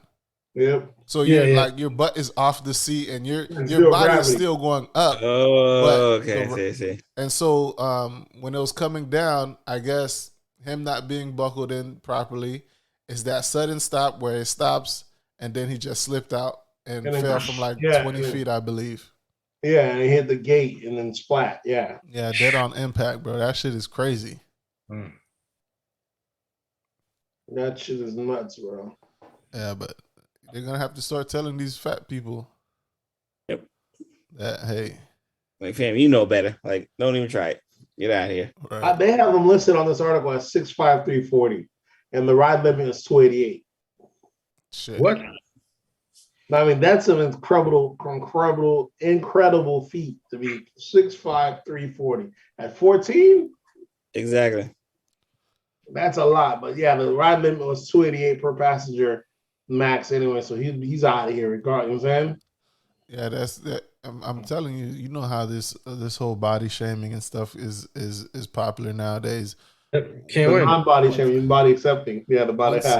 Once they start putting them scales on that you gotta. It used to be just the height. You have to meet the height, but now there's gonna be a scale there. Yep. A lot of people gonna be offended. A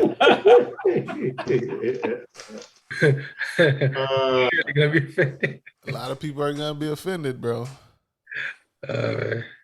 So everybody on the cast of Lizzo's new show not gonna be able to get on that ride.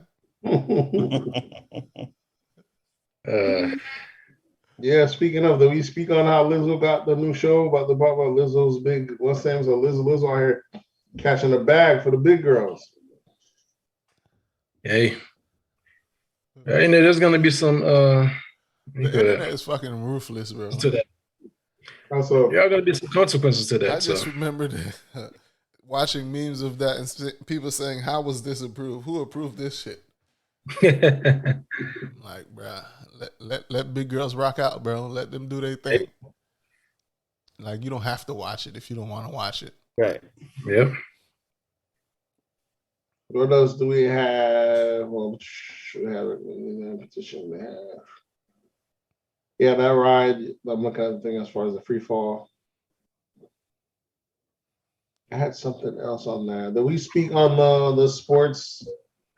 On sports on DeSantis ended up passing that bill this week on that. I don't know if that was just piggybacking off the transgender bills. Does one have to do with the Don't Say Gay bill? Will have anything to do with the trans bill? That's two different bills. I don't know about the trans bill. Yeah, I'm afraid of that one. I'm not familiar with that one, but I know he passed I know somewhere got passed in Florida about the kids having to do the economic class.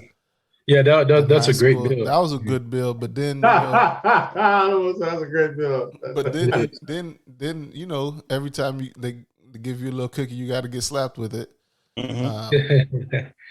Then he comes out with the Don't Say Gay, and it's only pertaining to kids from K to 3, Right. grades K to 3. So I don't see the issue with it. I don't necessarily see an issue with that bill, and just like don't from K to 3, do not bring in talks about sexual orientation. Which Republicans play the long game. You never talked about it in K to 3, but by putting it as a bill, they already know the other side's going to go crazy over it and fight like they weren't doing it. Now you're looking like you're trying to show a bunch of 3-year-olds, K to 3rd graders about sex. Why? If y'all say y'all never pushing it. But it's that important.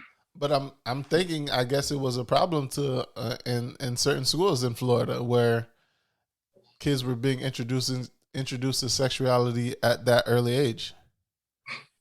I mean, you get one-offs, you know what I'm saying? That's the thing. Republicans love to make outliers, make it seem like it's a big thing with the CRT and everything, make it seem like it's a wildfire when it's not. But Democrats got to be smarter in their follow-up, man. You can't keep falling for the trap, letting them set the argument every time. You know what I'm saying? If we're not teaching shit to children, why does it matter if they pass a bill that says no teaching shit to children? It's not a big deal. But are they not teaching it to children? Majority of them were not teaching it to children, not learning at that age. It's the same thing that they caught Obama with the bathroom bill, making where boys can go to this bathroom, girls can go to this bathroom. And he said he was about to pass a bill himself that makes where anyone can go to the bathroom. Like, just don't get involved, bro. People been going to whatever bathroom they wanted to. You don't need to make it a law. And there's no bathroom checkers there. Don't get caught in their arguments. Now you're looking like you on the side of allowing guys to go in girls' bathroom and vice versa. So they keep painting you into a corner. I don't know. I don't have no kids in school, so I don't know if kids are being introduced to this stuff yet. But I'm pretty sure. If they're not introduced in school, kids. The problem is we treat kids like they're dummies, especially in a time like this where they have access to the internet at the palm of their hands. They have way more access to information than we'd ever had at that age. They do, but it's also being pushed more at this age, though. So we are acting like they're dummies, like they want to know better, like as if they grew up in our era, which they don't. But it's also, we're in the era that they have access to way more, and it's also being pushed more. It is mainstreamed more. So what side are you on, Nate? Are you on the side with DeSantis or not? I don't mind them making it happen the way to it's in the middle, man. You don't pick sides. I'm Will Smith in it. Yeah, picking sides. I'm not against the bill. I'm cool with the bill saying don't bring up to 3rd grade. That limits it, but I don't want to be broad based like how they did with the racism stuff. That's why you got to be very iffy with Republicans. They play the long game. They're trying to erase black history right out the history books altogether. And then, you know what I'm saying, they start small and they chip away at it. This is the first step. No one's against it because they figure it's up to 3-year-olds. You know what I'm saying, only the extremists are against it. But they'll end up saying make it up to 5th grade, then 6th grade, then 7th, then 9th, then let's just ditch it in school. This is a home issue. You know what I'm saying? And basically eroding any gay history in the books. Making it seem like it's something like how we just don't speak about that type of stuff right here. What is gay history?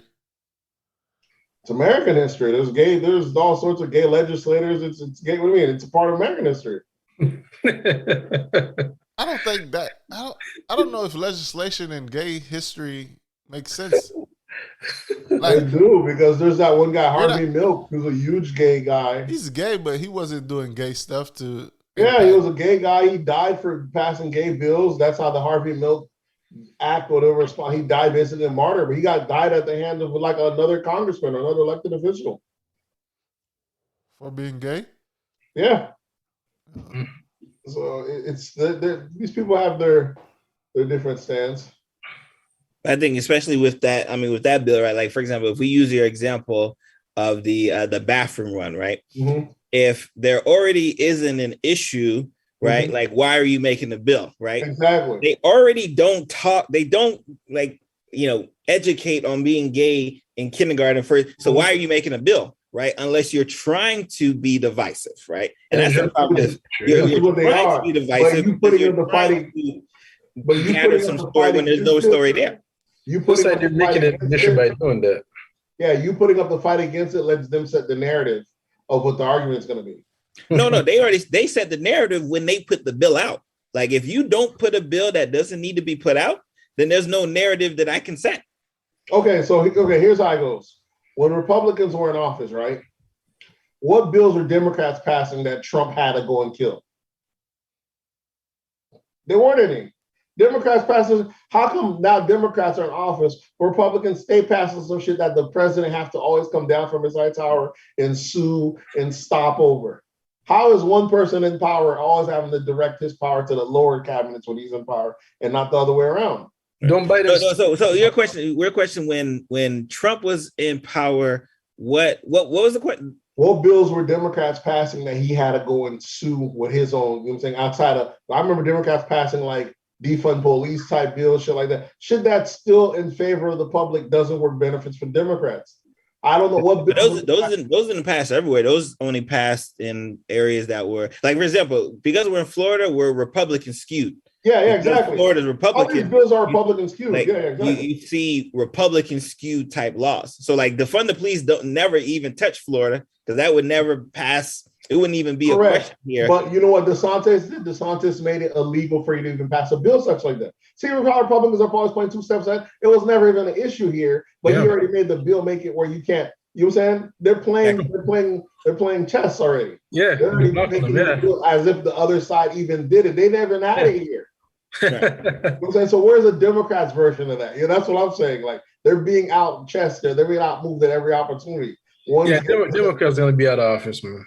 It wouldn't happen. Like, for example, like that same thought wouldn't happen in New York, right? Because Republicans don't run New York. Republicans don't run California, right? They don't run the East, right? So the same flip that you mentioned would never happen. Like, DeSantis could never pass something that the Democrats couldn't do so it's really just a power, right?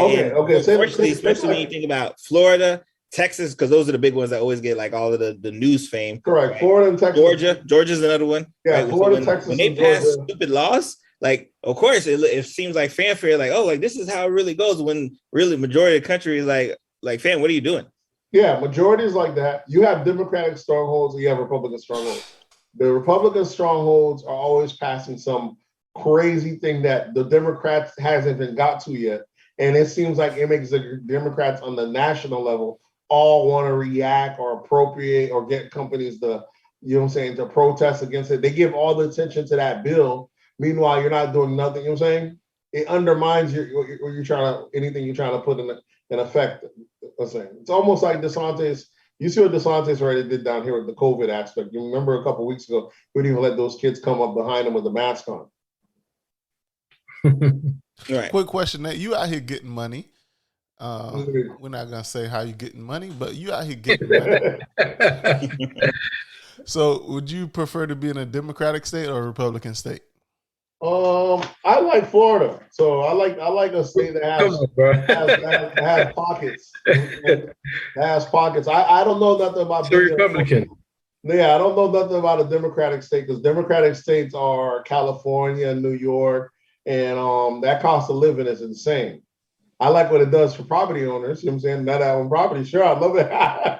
You know what I'm saying? You get to flip the hell out of it, but the things are insane. But as far as stuff that it has, Democratic states have a lot of Medicaid outreach, a lot of homeless. There's some stuff that they have that are beneficial for you if you really are trying to come up. Republican states are a bit more poor. Yeah, it's very rural. It's a bit more. I don't know. It's hard to say. It's almost like I've always said hard knock life kind of. I would ask all you guys that because I don't think any of you guys are poor. So, would you guys prefer to be in a Republican or a Democratic state? Democrat. Me, I prefer Republican. Democrat me all the way. I need You want a Democrat state, Barry? all the way. I couldn't. All right, but that's what I'm saying. You live in a Republican state, so how can you say you want to? If you're in a Democratic state, right? Would you go to Vegas? Would you live in LA or live in New York? Yeah.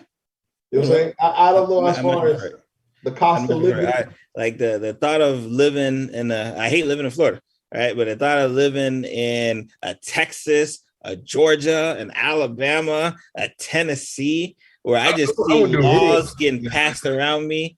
First of all, when you have money, right? The act of where I live doesn't matter because my accountant's good enough to make it so that it disappears anyway, right? So like me staying in a poor state, like a Republican state, don't really help me. But stay in the metropolitan area where progressive ideas. I don't have to worry about like crazy KKK being able to run for Congress and that being okay with the majority. Like that's just a crazy idea for me. That's true. That's true. That's what I'm saying. I'm all about living in a metropolitan. Metropolitan area is a Democratic area, but I don't mind. But we're talking about a state that I don't know anywhere that's a metropolitan that's not a Democratic stronghold. Yeah, even in Republican states. You know what I'm saying? That's how it is. When everybody get together as a collective, they're going to be Democrat. Yeah, you can't really be Republican in big cities and it's always a rule. You can't be. Yeah, it just doesn't work. That ideology just doesn't work. It's a rule thing. It's just the difference. The trade off on that is all the ghettos as well. Usually, in those cities tend to also be Democratic strongholds. You know what I'm saying? So it's kind of that's the trade off. You know what I'm saying? Yeah. Yeah. When you're rich, it don't really matter. It really nails down to your jurisdiction. Exactly. So when you got it, I guess it don't matter because the classism is the only difference. We got anything else or? It's been. I mean, we ain't having the hip hop yet. What's the hip hop, bro? Other than your boy Bow Wow saying he regrets signing to Jermaine Dupri. Like people out here, bro. Yeah. Why? You know, Shad Moss is on. I think Shad Moss said it, not Bow Wow. Shad Moss probably said it.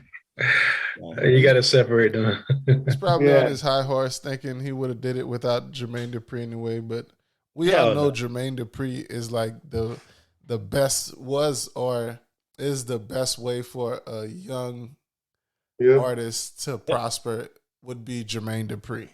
Definitely. He said he wanted to hang with Snoop. Yeah, but Snoop gave him to what's name because Snoop didn't know what to do with him. Exactly. He regrets. I mean, you crazy. Bow Wow's tripping. Go ahead, Uncle Nephew. He's tripping if you think anything else. Yeah, his career is no way where it was at. Bow Wow used to have girls crying on 106 in Park. Fainting, dog. At the sight of him. That don't happen when you with Snoop. Exactly. He was with Snoop. In fact, if he would have went with Snoop, he would have been a thug, kid rapper. Yeah, right. So them other boys. He would have been the East Side. Even though he was in hip hop, he lived a life where it wasn't dangerous in West Name because it was a kid store. But being a kid store under Snoop, nigga, you would have probably had to deal with a lot more trauma. A lot of his drama, exactly. Than what you did. Yeah. So Bow Wow tripping. Bow Wow tripping. That's no. I'm grateful though. I know better for him. Man. Right. Jermaine must still own his masters. That's probably what it is. Jermaine probably still got his masters. Yeah, didn't Alex even Bow Wow didn't write nothing. What's he want, bro? You know what I'm saying? What the hell do you want? He hand selected you. You could have made anybody a star. That age, you know what I'm saying? You didn't do nothing. You ain't out here to this day. You're not like a super lyricist or super artist. All your hits were done by him. What's the problem with him? Only he allowed you to come into this wealth. So that don't make any sense to me. Yeah, you starred in a few movies. Yeah, all that other stuff is your own, but that music stuff's all JD.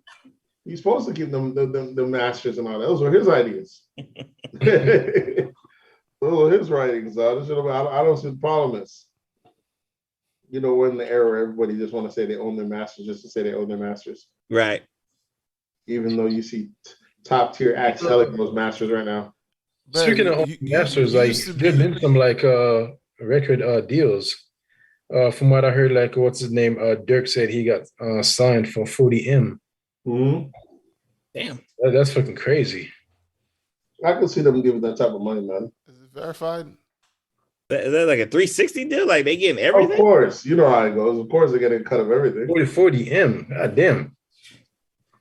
When you give these guys this Sprite streaming deals, age, I mean, he probably generates. I 40M He is gets a lot. generated, yeah. listen, one platinum song, bro, you sell 1 million. One platinum single. I forget they said you get an artist go platinum one time. It generates a good like 50, $60 million, bro. I don't know.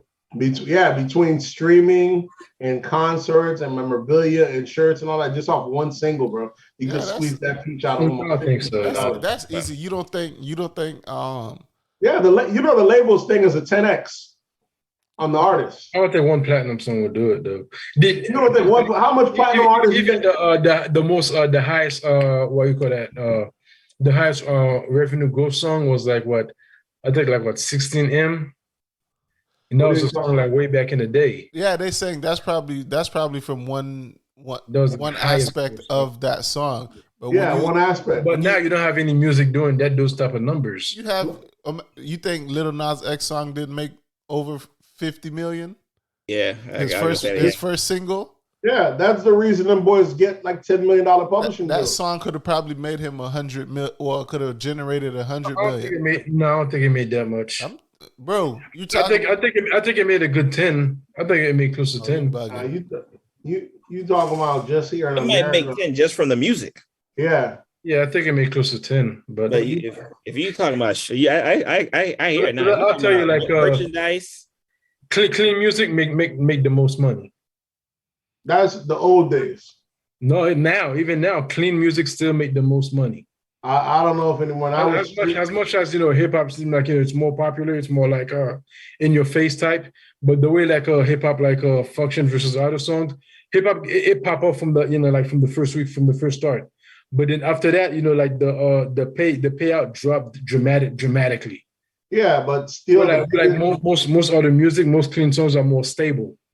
Yeah, sure, but still they want to like stay like around the same, perform the same way. Has they performed since they came out? Little Nas X song made it the what's the Little Nas X that was different. That wasn't really hip hop. What was it? It wasn't. It was country.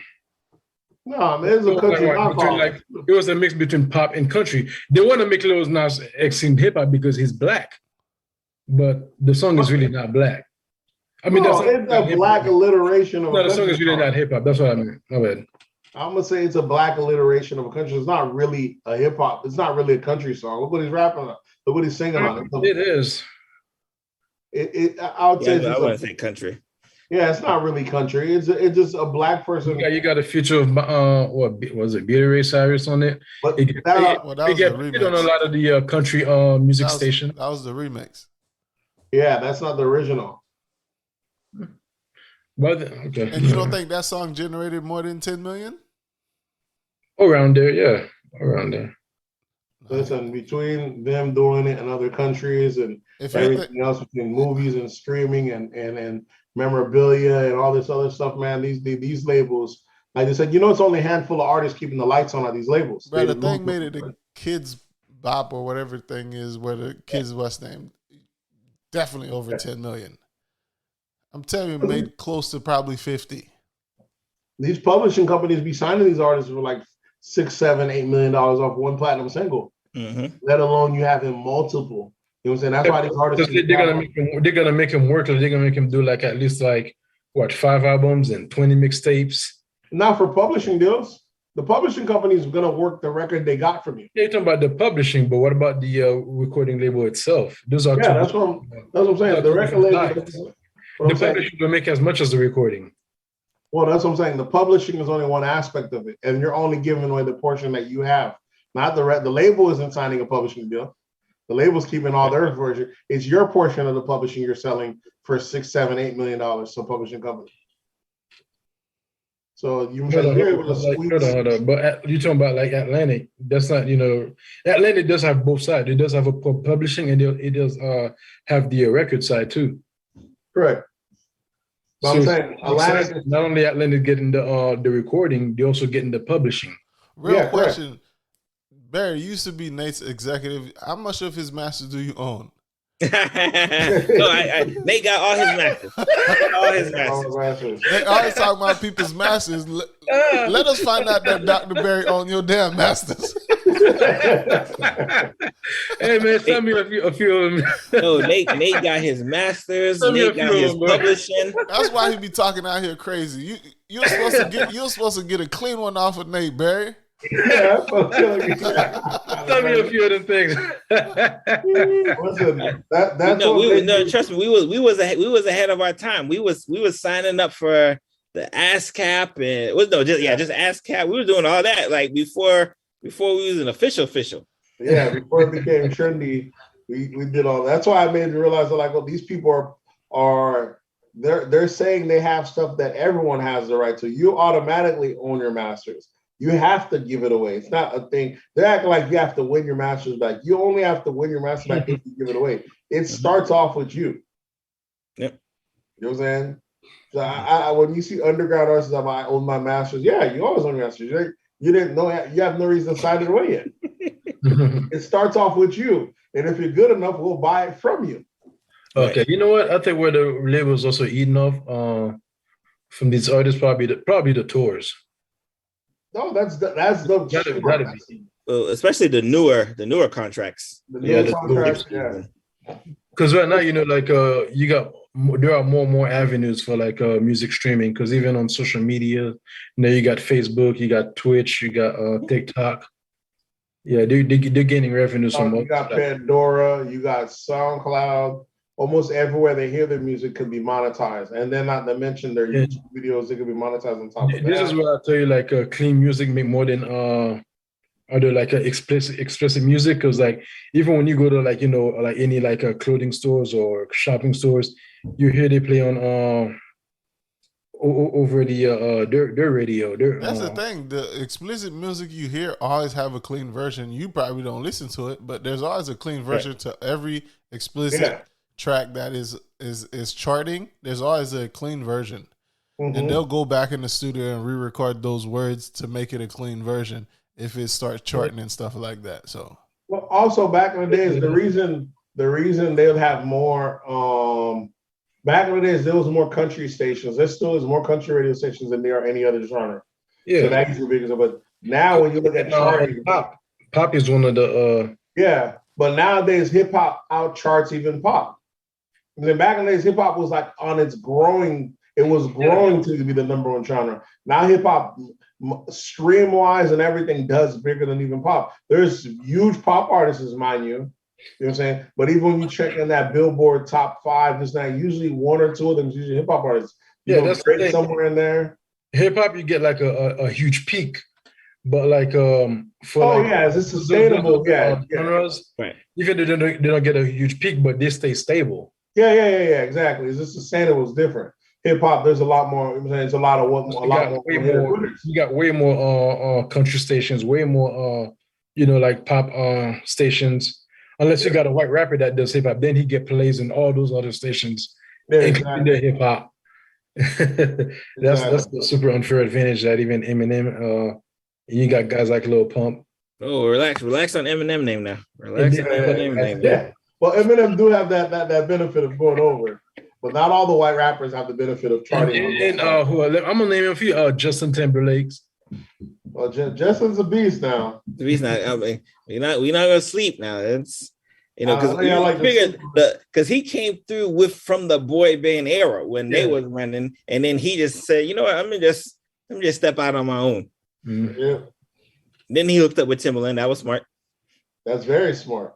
That and what else you got? You got movies. You get sync movies and video games and internet medias, all that stuff. YouTube commercials. Nowadays, you can get a different kind of bag, man. You got commercials. All that's money, yeah. So yeah, one platinum single, you can make. I'm saying you can make You gonna make a killing out here. Mm-hmm. Imagine someone like your boy with the one eye, who had the fire ass year and a half, 2 years. Yeah, man. I was just listening to Fetty Wap, man. Tell you what. Yeah, just listen to him. Yeah, you seen his interview with Academic? Yeah, that motherfucker had to run. That boy said he was making like 100 a day. Mm-hmm. Then so one day he woke up, he started, getting like 50. Yeah. Then went down to 30. He's like, whoa, hold up. 100 a day, bro. Yeah. It's such a different kind of way. Then so, he realized, everywhere he go, he was paying for like 30 niggas. Go shopping, he buying shoes, clothes, gotta buy them for like 20, 30 niggas. Like, oh, well, so he messed up. And before you realize it, yeah. Cars, all that, Got gifting cars, gifting all that shit, yeah. Yeah, but probably very exploitative though. Only other thing I have is the whole Black China kind of claps back. Well, no, she gets clapped at. She posted up, she was doing a comment about how she doesn't get no child support, how she does everything herself, and here comes Rob Kardashian. They had a check. Rob Kardashian says, I pay $37,000 a year. I'm saying I handle all my every single one of my daughter's medical expenses. I pay for all her extracurricular activities. I'm with my daughter Tuesday through Saturdays. Why would I pay child support? And now here comes Tiger. 7,000. Yeah, here comes Tiger, her second baby daddy. Said, I pay $40K a year for my son's school. He lives with me Monday through Saturday. Why would I pay child support? So this whole notion of her saying, I do it by myself, I pay child support, as if she's with her kid 5. She's with the kids, right? Like you're supposed to pay child support. It's equal. It's equal custody. Of course you don't get the help. It's not equal custody. They got like 6 days. She got 1. Yeah, she got 2. Monday through Saturday. Yeah. She got like 2 or 3 days. She out here flexing like she's the breadwinner, getting all this. It's crazy, bro. You always have to look at women that don't have custody of their children. Kind of funny. Kind of crazy. Yeah. Something has to be wrong with you for you not to have, especially when the kids are young. Mm-hmm. And not even the court will give you custody, and they give the father custody. Like something's not right there. Well, something looks wild. They don't Tiger got an OnlyFans and he still got custody? Yeah. He's an entrepreneur. Yeah, Tiger trying to eat. That's crazy. 3 days. No, that's crazy. That's somebody's career who went completely crazy, bro. Went from dropping singles every now and then. Oh, she was a rapper? Yeah, Tiger, from being a rapper to Oh, Tiger. Yeah, not having to resort to doing. Tiger's a rapper? I think she dabbled in it, didn't she? Who? Black China did dabble in rapping. Yep. She did try to dabble in. She was a stripper before that. Got the bag through these celebrities. So now you got that. Now, I mean, if you go through Tiger's feature list, he got some hits. I remember I went to a concert with him and Chris Brown, and he was opening up for Chris Brown. And I was shocked. Tiger had his hype. Oh yeah, Tiger got some bangers, man. Yeah, he always brings something out every year, at least 2 or 3. He used to be like Fat Joe, because Fat Joe usually has a hit song. He used to have one every year before this pandemic started. Fat Joe would have at least one hit song every year. Yep. But I don't know what happened with all that. What else I got for us this week before we get up out of here? Oh, I just saw this. It just came up on my feed. NFL rumors: Bruce Adrian retiring. That's the Buccaneers head coach, and he's passing the position down to Todd Bowles. I think he's like an assistant head coach. I don't think the head coach has that authority. Well, I mean, he's next in line, I guess, but I don't know how they do it. So it's just. That's interesting. Where it says, for you to retire when you know Tom is coming back? And also Todd Bowles is a black. Don't want none of the smoke. He would be like a black coach. So that's more opportunities open for for black coaches, I guess. We'll see how that works out. Yeah, because I don't think the head coach can pick his replacement. That's up to. Let me ask you guys, since y'all bigger. I guess he can what do you call that? Write him a recommendation letter. Yeah. Yeah, I don't think it works like that in the NFL. like it's a regular job. They already decided which of their homeboys got the job. Yeah, you don't gotta send that letter. You just wasting ink, dog. Right. No, we got it. We got it from here. Got it, bro. We appreciate it. We already know we got Thank you for your services, sir. They already got their mind. They got their mind made up who they gonna give the gig to already.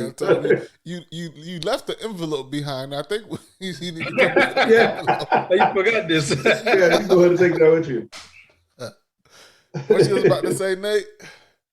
I said, since y'all bigger sports guys, as we get near the NBAs and start getting towards the playoffs and the play-ins, what are the chances of my Lakers able to do something, bro? Your Lakers? No, nothing. Hopefully, nothing. Right, like the Lakers have been so. That's my Lakers too, man. I understand. I know that, Barry. That's your Lakers. I can take that from you. I can take that from you, Barry. But my Lakers in the sense that to say LeBron, I'm not Lakers. A specific person. It's my Lakers because LeBron's there. Wherever he goes, so I'm at. Okay, say my LeBron team. You don't say my Lakers. Listen, I know Barry been rocking with the Lakers since forever. Yes, but you can't call them my Lakers. Listen, you gotta say the Lakers. Have some respect. I'm loyal when he's loyal at. So I be deep down hoping that maybe they're taking their season on purpose just to make sure these guys don't adapt their style of playing and they're just gonna turn it up at some point or the other. Was there any chance of that happening? You can't turn it up from the 11th spot, bro. Nah, man. The problem is now obviously Westbrook got a lot of the blame, but the person who's supposed to be our number one player this year has barely seen the court this year. He's injured. This man stays hurt, right? Stays hurt. So he's forced LeBron to have to do way more output. And now what happens? LeBron's hurt like every other game, right? And you see what happens when them two guys are gone, like the talent level drops so But there's still a killer team left even when they're not there. That's what don't make no sense. Dwight Howard's still there. Oh my God, they're performing like that. Nate, we're not in the 2010s, bro. We're talking about Dwight Howard, bro. I'm just saying there's still former VIPs that are still in the team, and they can't do nothing when the two stars are there. No, bro, they're washed. Yeah, they washed. These are old players, bro. You're thinking of Dwight Howard as Superman. Dwight Howard is no longer Superman, bro. Not anymore. He's barely. Since he left Orlando, It's Clark Kent now. That's it. He's just Clark Kent. I don't know, man. I'd be hoping that maybe they pull a cat out the bag last minute, but so maybe not this season, maybe next season. I was giving them hope when they was in the 9th or 10th spot. Right. I was like, okay, maybe they could make something happen in the playoffs with this play-in and stuff like that. But after, I think they lost. I think for them to make it back into the play-in is they got to go 7-0 in their next 7 games or something like that. It's a crazy. So we was up against New Orleans by 15, lost that game, right? Then we got dusted by. So we just been. So they just need to just relax. See, that's the thing about the NBA, bro. No 2 years are the same. So if you don't take opportunity of 1 year when things are in your favor, I almost feel like it's hard to say how the next season's going to be like. I always feel LeBron's able to pull last minute stunt, get a trade or something that always makes him a contender somehow, some way. But he's in his he's in the end of his career. You know what I'm saying? He's near towards the end. How much more of these can he pull off? Can he skate off and get one more? We might have to put the blame on Westbrook, bro. Westbrook went to Houston. Houston wasn't good. Where'd he go after Houston? Washington, I think. Washington wasn't good. And all these teams had potential before he got there. He's definitely a throwback of himself for sure. Yeah. So is he the only one of the superstars that hasn't been able to adapt into becoming a 3-point phenom?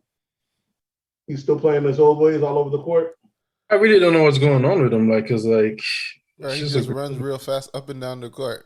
Right. Yeah, he's still playing the old way. Doing a lot of hustle, but not a lot of results. Exactly. Doesn't defend well. A lot of turnovers. Doesn't shoot well.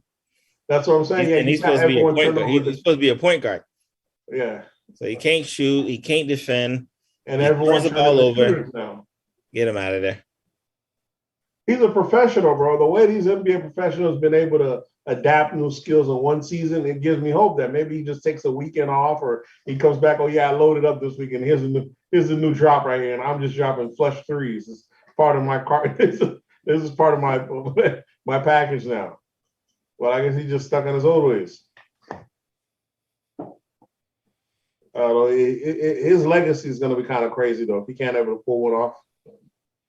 He won MVP before, right? Mm-hmm. Okay, see.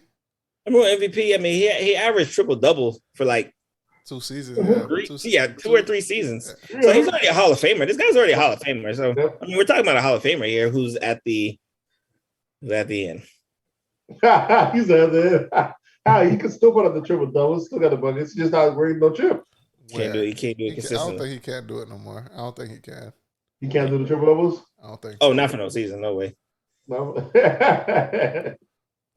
So maybe him, Chris Paul. Who else is probably never going to get one? Carmelo. A couple of great players just going to have to retire out that ring, bro. Chris Paul has a shot. Chris Paul has a shot. Yeah, Bro, that's why I said no 2 seasons are the same. Chris Paul wasn't last season. Chris Paul should have did it. Yeah, but they got a shot this season as well. Mm-hmm. What are they? Once you let that one perfect year go by, West. What is Phoenix? Yeah, they're number 1 seed. Number 1. Yeah, so they got a shot. That team's good. I mean, if that team runs into anybody other than Giannis, they probably win last year. Correct. Yeah, I agree. So anybody from the East, they would have waxed anybody from the East. Mm-hmm. Giannis just was on some other stuff last year. Yeah. Is that supposed to change this season? It has. Mm-hmm. You don't hear that much about Giannis. He's not even an MVP contender this season. Right. So there's a difference. Yeah, we'll see what the season brings. Yeah, gentlemen, got anything else? Yeah, or to give us recommendations or whatnot. Yeah, what recommendations you got for us this week, Dr. Berry? What we give? Let me see. That's crazy. I don't even watch TV like that. Well, you can do a shameless plug and recommend Lunch and Learn. Oh, you know. Well, of course they can always check out me, right? You know, Lunch and Learn with Dr. Berry. Check out the podcast. The new I tell people all the time that that Sir podcast is one of the main reasons why I got into podcasting. So I appreciate. I've been there. I've been there from the beginning. Been a loyal subscriber. So I appreciate what y'all boys doing. Appreciate you. Talk about your I know you got the new series reviews from a real physician. Is that? Oh yes. Oh yeah. So yeah, that's my. So I got a couple of things, right? So that's what I do. I typically just take crazy stuff that pops up on social media, and then kind of give my critique as a physician. Like, what is a physician thinking about? I think last week we talked about Kyrie Irving and how no one is respecting his choice. So we just always talk about funny things from the physician perspective. What was your take on Kyrie? Because Kyrie seems to have won the public. No, I've always been pro-choice, right? Like I use their words, right? Because I loved it, right? Kyrie decides I do not want to get vaccinated. Cool, fam. You don't want to get vaccinated. That's all right, right? But so take every consequence that comes with it. You can't play, right? But clearly, like a lot of people are not okay with Kyrie's choice for not wanting to play. So they always get upset. How come he can stand in the stands with the fans, but he can't play with us? Well, because that's the rules that Kyrie wanted. Right, because the fans don't have to be vaccinated. Why? That's why he can stand in the crowd. The fans don't have to be vaccinated. Exactly. That's it. Boom. Like that was the answer. And my dog was buying his own ticket. Like, what more do you want from the guy? People are haters. Check it out. We do that Thursdays on YouTube /Dr.Berry PR TV. Okay. What else recommendations? Do you have any plug for your TikTok? Well, social media wise, I'm on Instagram, Facebook, Twitter, and TikTok, all at Dr. Berry PR, all one word. Check it out. Like I said, the TikTok's fun. I like TikTok. I'm a fan of TikTok. I still haven't. I've been on TikTok forever. I haven't posted a video yet. No, honestly, that's a lot of people. Especially when I see someone like or they comment, I look like that's very common for people on TikTok. like they just like absorb the content rather than create the content. Right, because all I get on my feed is women shaking their ass. Yeah. Support Black women. I love it here. Support black women. Support black women. Protect black women. You gotta donate. What How about you, Grady? Recommendations?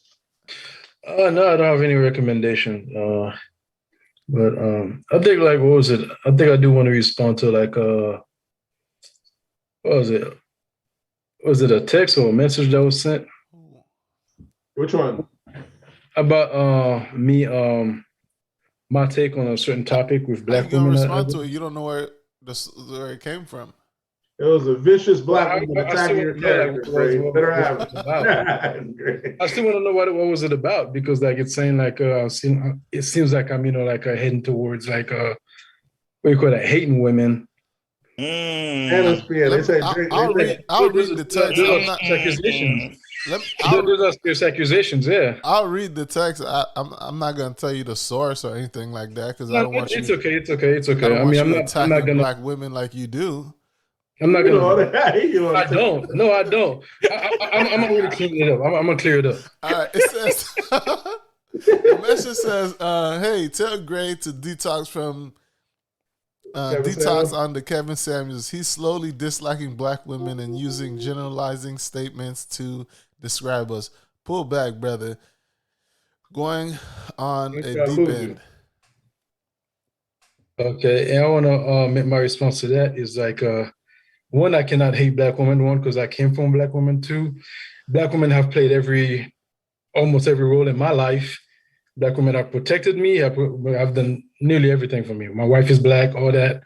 So at the same time, I love black women. But at the same time, if I see black women at the same time, you gotta break them, Greg. You gotta break them. No, let me finish. At the same time for me. Don't interrupt. Do not interrupt. It's at the same time for me. If I see something like I don't agree with a black woman, even my own mother or whoever, I got to tell you, you're doing something wrong. I got to do, say, okay, I don't think that's right. I still got to check you. But it's almost like they're making it seem as if like you're not supposed to say anything. If you say anything, like disagree or say anything against black women, like you hate them. It's like a complete hate. Yeah. And that's ridiculous. So that because at some point it's going to become like a extreme. And everybody that disagrees with black women doesn't mean like they're on they're taking Kevin Samuel's side. Like just saying you're 2 steps away from being gay. Yeah, I can't be gay. That's where they start off with you hate black women, then it's gonna become gay. You must not like. He's not women. Saying that. He's saying not saying 2 steps away because first they're gonna start off saying that you hate black women. I can't be. I don't have a bone in my body. I mean that's what I'm saying. I'm not shaming them. So that's not the next accusation. That's not another route. Where I want people to like mistake my statement, but that's just not me. That's the next step. That's the next accusation. There's something wrong I'm seeing. I don't like the way things are going. I gotta give my input. So that's just that. I can't just go with the flow. You know what I'm saying? Just because like even as a man, I feel like okay, like men are losing their rights. You know what I'm saying? It doesn't matter. What happens to us. Anything that could be said about men. If you said it like towards women, then it becomes a crime. Like even the what was it the Jada's case, men, 85% of men gonna be bald like by the time they reach 50. Mm-hmm. So we are all men, got that disease, and women can say, I don't want to be a man. I don't think hair loss and alopecia is the same thing, bro. But at the same time, like any no pattern baldness. It's almost like like it's a crime. Yeah, it's becoming like an extreme crime. You know what I'm saying? But those are the same people who say they want equality, but it really looks like what you call that, unfair advantage. That's what they're looking for, and I don't think they'll ever have it, no matter how much they're fighting for it. Well, who doesn't want an unfair advantage? That's the human nature. Yeah, everybody lies and pretend that they want. I don't think they'll ever get it. You know what I'm saying? Because then it'll become too extreme in one. There'll never be equality with Gray out here. Yeah, not on my watch. Not on his watch. It ain't my watch. Listen, everybody wants unfair advantage. You know what I'm saying? They probably pretend like they want equality, but still, we already know what happens when a person. And this is the issue. It's not because we men would love to have like equality. I mean, shoot, you know what I'm saying? You can hold your end, I can hold my end, even at the workplace. But I don't know if men would want equality for the same position in the workplace, it's not equal. I don't want equality. Yeah, you want things. People are some. I'm traditionalist. Not everybody wants everything to be equal. There's some people. Well, that's really all I got to say about that. You know what I'm saying? And I really appreciate it. So I really want to, like put my clear thoughts out there. So if you really like want to know my thoughts, that's what it is. Just like that. Don't translate it. Don't say I'm trying to say nothing. But you love black women, but with all due respect, fuck all y'all. We're back in the kitchen. Huh? Never. That's why I got to ask, Gray. Where do you like your black woman, in the kitchen or out of the kitchen? Anywhere. That's one of those trick questions. Anywhere, in every form and whatever. Like, it's one of those trick questions to ask. When did you stop being your wife? Or have you stopped being my recommendation for the week, I've been hearing good things. I haven't watched it yet. It's the new series on Peacock, The Bel Air. So, right after the slap, huh? It sucks. Right after the slacks.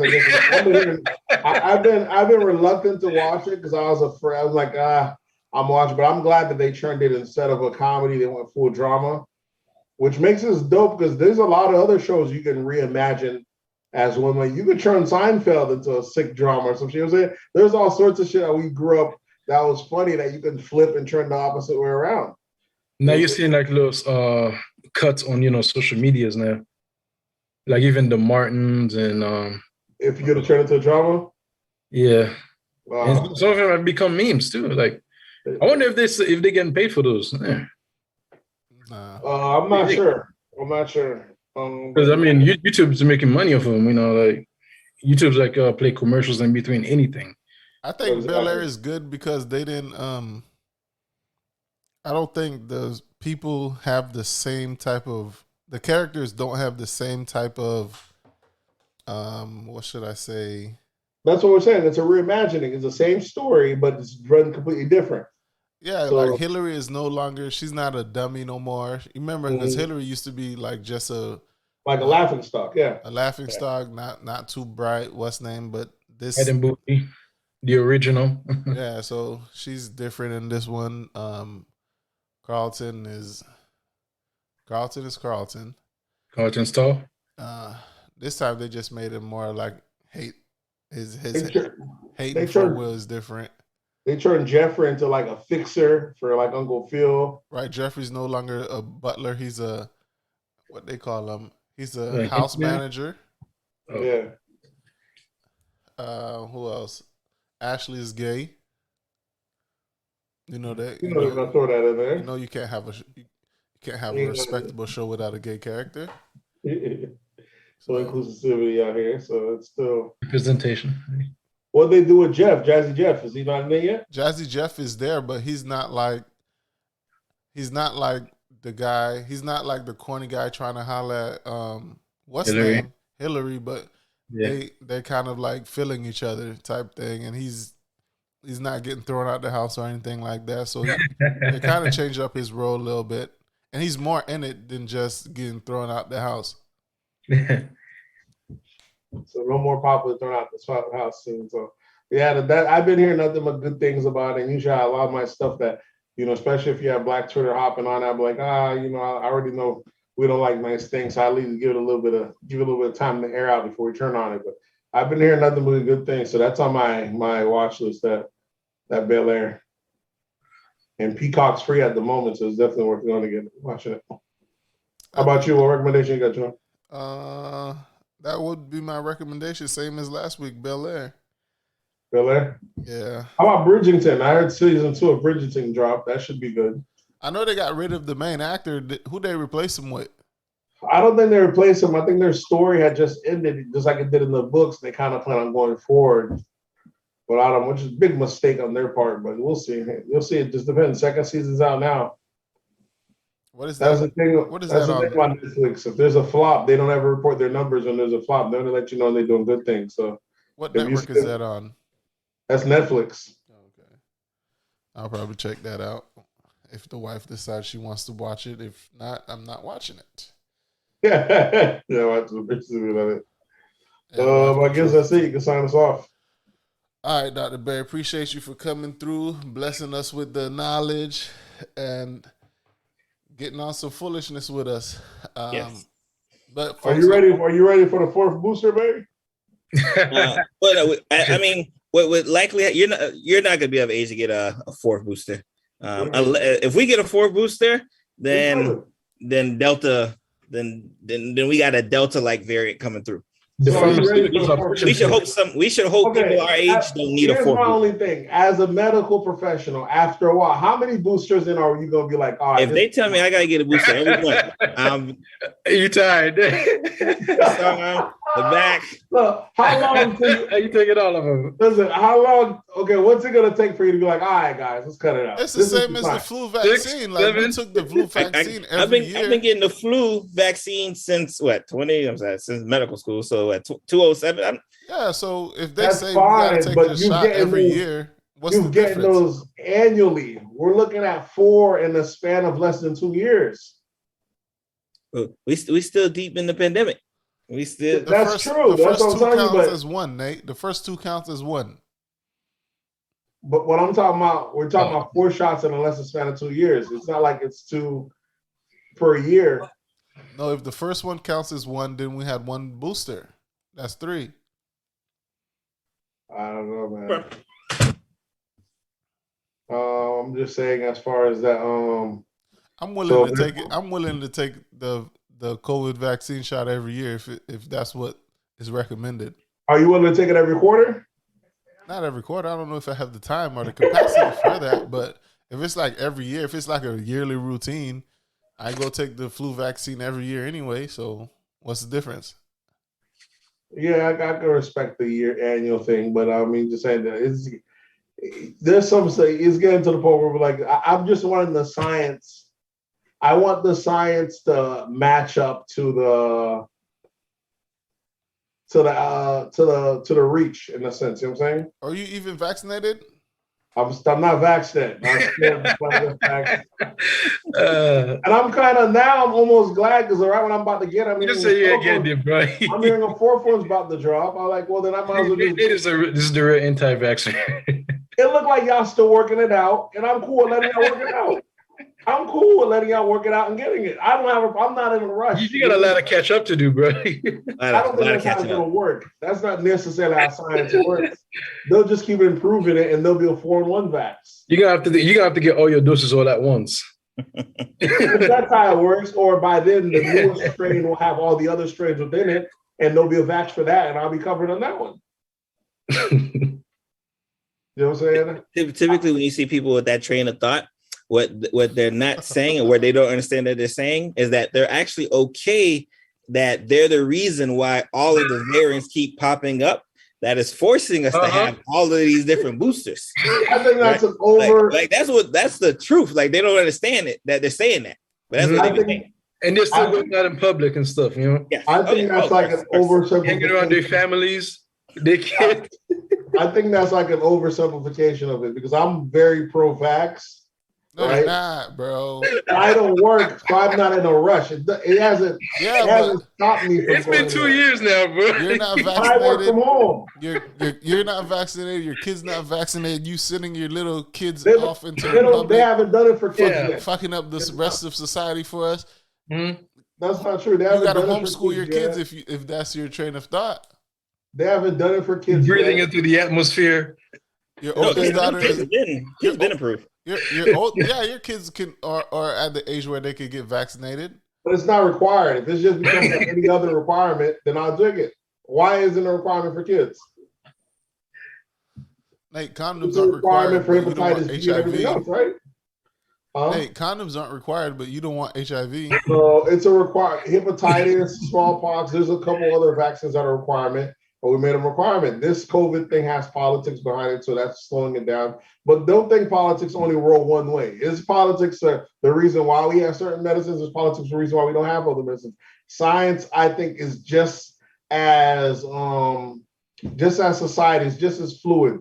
The same reason half the people that's losing to the gay guy and the female racing meets are out here cheering her on while they're losing second and third place.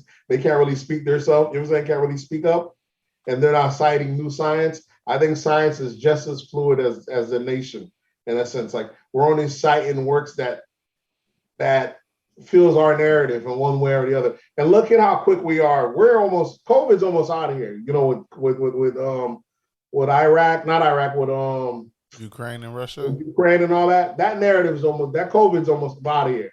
You know what I'm saying? Science or not, another thing from Russia happens, we're done with it. We're like, hey, we off of that. And that's the reality of how America moves. You'll realize you'll see the politics behind it stop pushing. You'll see the media stop pushing. You'll see the science stop pushing behind it. All the green light. I would obviously definitely disagree. Because the media, because what you're saying when you say Ukraine and Russia, you're saying that the media isn't covering COVID. It's not like COVID disappeared, because clearly we're about to get another run right back. Right? It's the fact that the media doesn't put that camera, which again is the politics and everything else.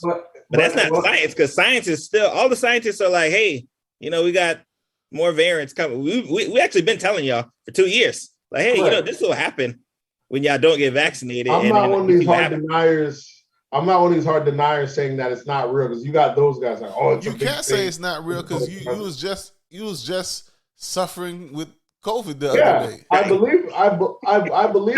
Now you believe in it because even back then I believed in it. I was taking vitamin D. I have no choice but to believe in it. I'm not an anti-vaxxer. I believe in it, but that's what I mean by it. I mean in the sense of, I seen a Bill Maher skit, or not even skit, he was doing a segment.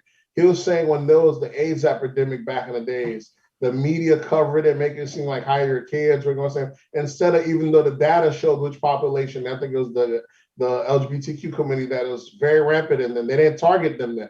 They made it seem like they exposed everyone. It was like, what's the next thing? So therefore, the hospitals were overwhelmed, the testing sites were overwhelmed. The people that they needed to tackle, the group of people that was most impacted by it, weren't the one that was targeted. They was trying to throw a wide net. So just like with COVID, we already know which people are overly exposed, is that, or the third, but we're not passing that net. We're just saying, hey, we need everyone to fall in line, because we know it's too much of a tall order to say, hey, you folks that have pre-existing conditions, you folks that are obese, you folks that this, that, and the third, y'all get in line. You elderly, we say, hey, why don't everybody? Because we don't want to make nobody feel like outliers, and that isn't science. Science isn't one broad science for everybody. Well, you just said, that's not medicine. Whatever you just said, I wouldn't consider it true, because they are targeting the older, the people that are more susceptible to die from it, because that's why older people are allowed to go get a 4th booster.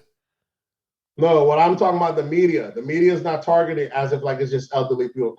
They're reporting it like it's nothing but the wide majority. When you look at the majority of who's what's saying, they're not outlining it that way. And more as they do it, you know what I'm saying, the sick and elderly are going to be going to. It's a sad thing to say that we say they should go forward. But if they said, if they're to say, these are the people that are most at harm, right? Y'all folks, these other folks are not going to get in line. Y'all need to do what y'all got to do to say y'all can survive. You know what I'm saying? But they're not saying like, they keep saying, we're all going to come along, and we already know who's going to be the group of people that it's not going to benefit. You know what I'm saying? There's going to be people that are also the elderly and the sick that are part of the population that think that they're part of the group. Oh, they're not really talking to us. They're talking to everybody. They don't realize that, you're the target. You're the one that's at harm. You should be the one that's most straight, because we're making it broad and brush. I feel that you've made it more, it became more political than it has. It's not even political, because both sides are throwing it, and that's political, but I think it's became more skewed. Well, so what does all that have to do with you and your family trying to? I have no idea what Nate was just talking about, bro. I'm saying that what I'm saying just rambling for like 3 minutes. I don't know what he is saying. Nothing. What I'm saying is like COVID is out there, right? COVID is out there, but we know COVID is out there, just like there's 100 other things that you get sick from being out there. That's what I'm saying. Yeah, I'm not making it seem like it's a top tier thing to a young and healthy deaf person any more higher than any other several other things. You know what I'm saying? Now, if you have a pre-existing condition, you're overweight, this, that, and third. What I'm telling you now, with hype with media and everything else, I can see how people are being conditioned one way or the other. You know what I'm saying? Now, I'm not the one telling you that COVID's fake, because you could clearly see there's funeral homes backed up, morgues backed up, nurses getting killer hours, doctors. There ain't nothing fake. All you got to do is follow the money. If it was fake, where's all this? You know what I'm saying? They're just showing you. I'm not saying it's fake. What does the money say? I'm just telling you some of the science still might be off. Motherfuckers is dropping 4 vaccines like they're dropping shit like retros. That's not how science works. You do science. Again, it's the circular thinking that the people who don't get the vaccine have, right? Mm-hmm. Those who are not vaccinated are the primary cause for variants. That's clear. That's science. That's 100% science. Right? So, like when you hear, I listen to Barry's channel, so I have no problem with him saying. Right. So cool when you hear, me and they talk about this all the time. Yeah, so when you hear people say, they're changing, ever changing. The reason why they're forever changing is because people who don't get vaccinated cause it to have to we got to update again. Delta. Omicron. BA2. We're going to keep doing the because we're still having to deal with that small population. Fortunately, it gets smaller and smaller. Again, right now we're up to 67, 68% vaccinated. But fortunately, again, that's still 32% that is going to be the most rampant cause for another variant. Again, we're just talking about United States. That number is 60% in Africa. And that's just because they don't have the resources. That number is just higher in other places. So again, that's more of a geocentric aspect of why we keep having to do more variants, because there's a lot of people in the world not vaccinated. Even at that stand, if it's a global thing, it'll never be at the point where it'll get there for everyone. Because as it keeps vaccinating, like you said, it's globally. We're not in a world where, unless we keep things closed off as well, we already know we can't even sustain what we already got going on, where it's very low shipping, everything. We already know this is unsustainable. So unless we could get everyone to lock down, you got places in the world where, every time a vaccine come out, America priority. It's lockdown or there's an or. Y'all don't want to say what the or is. It's lockdown or forced vaccine. Or vaccinated. Yeah, it's lockdown. It's lockdown or forced vaccine. And the politics isn't there. Niggas ain't getting forced. Right? So really, you already know American standards is if they die, they die. That's how America really is, but they don't want to say that. But that's the truth of how America is at this point. You know what I'm saying? It's almost like they're going to allow the weak and the poor to get their stuff up out of here. The weak and the what's name up out of it. That's how America through and through really is going to be. And no matter how many vaccines I keep throwing at it, because the world's not shut off, it's going to keep being more variants. Because like you said, there's places in the world that they can't even get our trash vaccines. It expires before it even gets to them because we get first pick. And we're turning down vaccines in some places in the U.S. Yeah, like in your house. We're not turning them down. We're not turning them down. We're talking about places like, okay, let's say like the Johnson places. We know the places. Okay, which one of y'all have the Johnson & Johnson? Nobody. Nobody got the Johnson & Johnson, right? What do you think happened with the Johnson & Johnson vaccine when it had the bad rap in the U.S.? All of them in the trash. They tried to push them out here. It didn't work, and they tried to give them to another country afterwards. That what relief another country would have that this country is rejecting a vaccine that you're just gonna pawn off on us. That even that PR isn't good. The PR in every time that there's always a new rollout isn't good. So people have to believe in medicine. That's a big part of it. Do you not think the science is gonna catch up, evolve with this? No, I don't know if the science, because science. See, this is what we think. Science is not biased. But science is, as long as it's human involved, it's very biased. A lot of the doctors' articles that are published right now, they cannot be you know how you're supposed to be. You give baby, you break down, you do the science paper, you drop it off. Another doctor's supposed to be able to do the same example when everything's the same. They said there's a lot of medical journals also that are published. It cannot be redone. So a lot of science out there is skewed and bad science. You know what I'm saying? It's for the same reason how we in our lifetime went to two genders to now we can't even say this. So we can't even call women anymore. You know what I'm saying? You don't think science is fluid, bro. It's human. Men make science. So don't think that people are just following now the number is 1 is 1, 2 is 2. It's whatever the notion is. You got enough numbers behind you, it is what it is. I make the rule. That's how it is. You're saying the 4 vaccines and 2 what's name. Every time there's a new variant, there should be a new vaccine, and I'll take it. I don't know that. If the science could catch up with the with the progress of this thing changing variants, then there would be a new vaccine for every damn variant. I think. I mean, because when we hear, but the people that take the vaccines, like, right? there's a lot of letters that don't get mentioned because, like, all right, we're not dealing with that one, right? There's a whole bunch of variants. Yeah, right? correct. Right, because I heard Delta, then I heard Omicron, and I'm like, I know the Greek alphabet. Yes. I'm sorry. I would only know. Exactly. You're gonna hear. And then there's a bunch that we're not gonna deal with. Wait until that Omega variant come out. Y'all gonna be shocked. A lot of people ain't gonna make that Omega. Vaccine or not, it's gonna come regardless. That's what I'm telling you. The math, that's the part of the thing that's the ratio that's needed for us to get to where it's gonna be. It's not plausible in America. It's not plausible in America. It's not even plausible globally because half the world is not into where we're even at. We've killed off as a global thing. We've killed out several diseases. There's diseases that were in existence back then and no longer in existence. And they had a higher death rate than we had now. You know what I'm saying? COVID is gonna be some shit to stick around at some point. You know what I'm saying? They said it was gonna be here to stay. I was wondering how's that gonna work out, but I guess it is gonna be here to stay. Maybe there's gonna be a COVID season and a flu season. I thought they had a higher death rate because of the conditions back then. Some of those diseases, if you catch them now, sanitary and there wasn't enough science. Now niggas not believing in science. Well, even back then, when you had certain outbreaks like the Black Plague, you could see newspaper articles of people that was trying to go against the science back then too. It's always been human nature where there's a big catastrophe, motherfuckers just kind of go against the science. So there's been Nate type niggas since the beginning. I'm not going against. Nah, that's different. That's not. I'm not an anti-science or anything like that. My kids get vaccinated. Very anti-science right now, Nate. That's not true. This is science that is expedited. This is science that we hear. When there's aspects of there's an issue with it in real time, there's just no coverage. We're treating medicine almost like we're treating politics. You know what I'm saying? When we see one aspect of the war, we're reporting on it. When it's white folks dying, when it's black folks, we out here hush. We're treating the science the same way because there's politics within even the science because we want to get Americans back to work as quick as possible.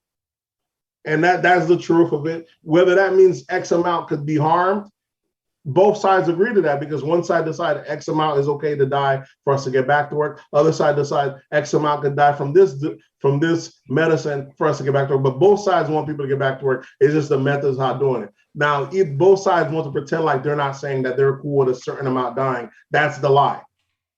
That's the way I'm saying is a lie. One side saying that they're not cool with X amount dying, but the science never that's not feasible. It doesn't make any sense to that. Yeah, a lot of it is not really by choice. It's hard decision. Yeah. That's what I'm telling you. Both sides are making hard decisions. We're still gonna have to continue our livelihood. We're still exactly that's what I'm saying. Both sides are and keep it pushing. But one side is painting like it's only you're not trusting the science and like nah, motherfuckers trust the science, but people are skeptical because X amount might die. But you're saying no, it's a lie. That's not even feasible. Because there's no medicine that is across the board good for everybody. So some people was pointing out, hey, how about this person, that person, that person? For us to act like this, that doesn't exist, or they're just making it up, they're a loon. That in itself is bad. It's bad policy. But that's the benefits of us having freedom in America, because freedom will be the death of us because we got too much freedom. Because something scary will come along, and there'll be a guy like me telling us, hold on, let's wait for the science, and nah, you ain't got time in on your favor. So when you gonna sign up for this vaccine? I'll go with you so I can get my booster where you get your first dose. I was about to get one this past week, man. Homeboy of mine had me going to a cruise, but he told me about it too late, man. You need to get double boosted before time, and the cruise is on the first. I don't know if time to get the second one in time. At the CVS or Walgreens near you? No, because you have to have the days are apart. And then like you get the vaccine one day and then go right to the next 14 or 21, depending on which one you get. Yeah, and he told me about the cruise. The cruise is on the first. He told me about the cruise like 3 days ago. So I don't have enough time for both. Johnson & Johnson, you'd be good to go. Yeah, exactly. See, yeah, I mean, and we know we ain't doing that. So. Johnson. See, You you get got same brand vaccines now, bro. If the concern, especially for people who got, because a lot of people got the Johnson. You get the Johnson and then get boosted with the Moderna. You can do that. You can swap it over. We don't want to switch brand, man. It's crazy that there's even a Johnson & Johnson vaccine still out there yet. Even though it's not bad. I think it's like 86%. 86% is a decent number. Yeah, that's not bad. It's not a bad number. But the fact that motherfuckers make fun of you for having an 86% approved vaccine is still crazy. That's an American benefit. But no, the problem is what's funny with that, again, typically the other side does this, right? So they don't like the fact that Moderna and Pfizer are like 94, 95, 96, right? But then they say, oh my God, Johnson's 86. That's a terrible one. Oh, then get the Moderna Pfizer. Oh, I'm not getting that one either. Oh, then you don't really care that it's actually 86. Yeah. If I get it, I'm getting the Moderna and Pfizer. Yeah. They rather have zero. So. They rather have zero. Like, zero's better. Yeah, if I'm going with Moderna and Pfizer. Not the Johnson & Johnson, even though 86 isn't that bad. But we make fun of motherfuckers for getting that Johnson & Johnson right here in America every day. You got places that they try to do them shipments and the people are rejecting it.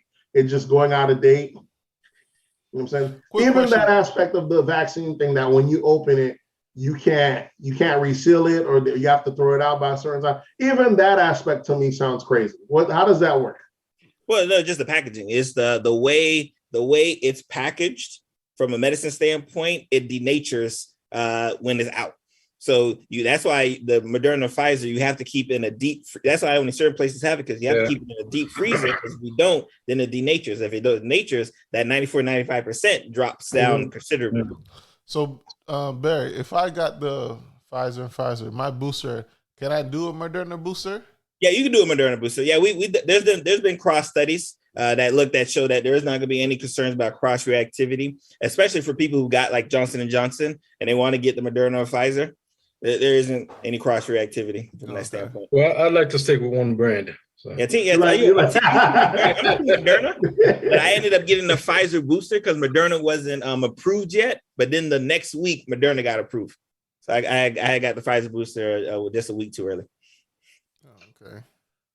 Not to go on that tangent. We're supposed to be going off on that. Yes.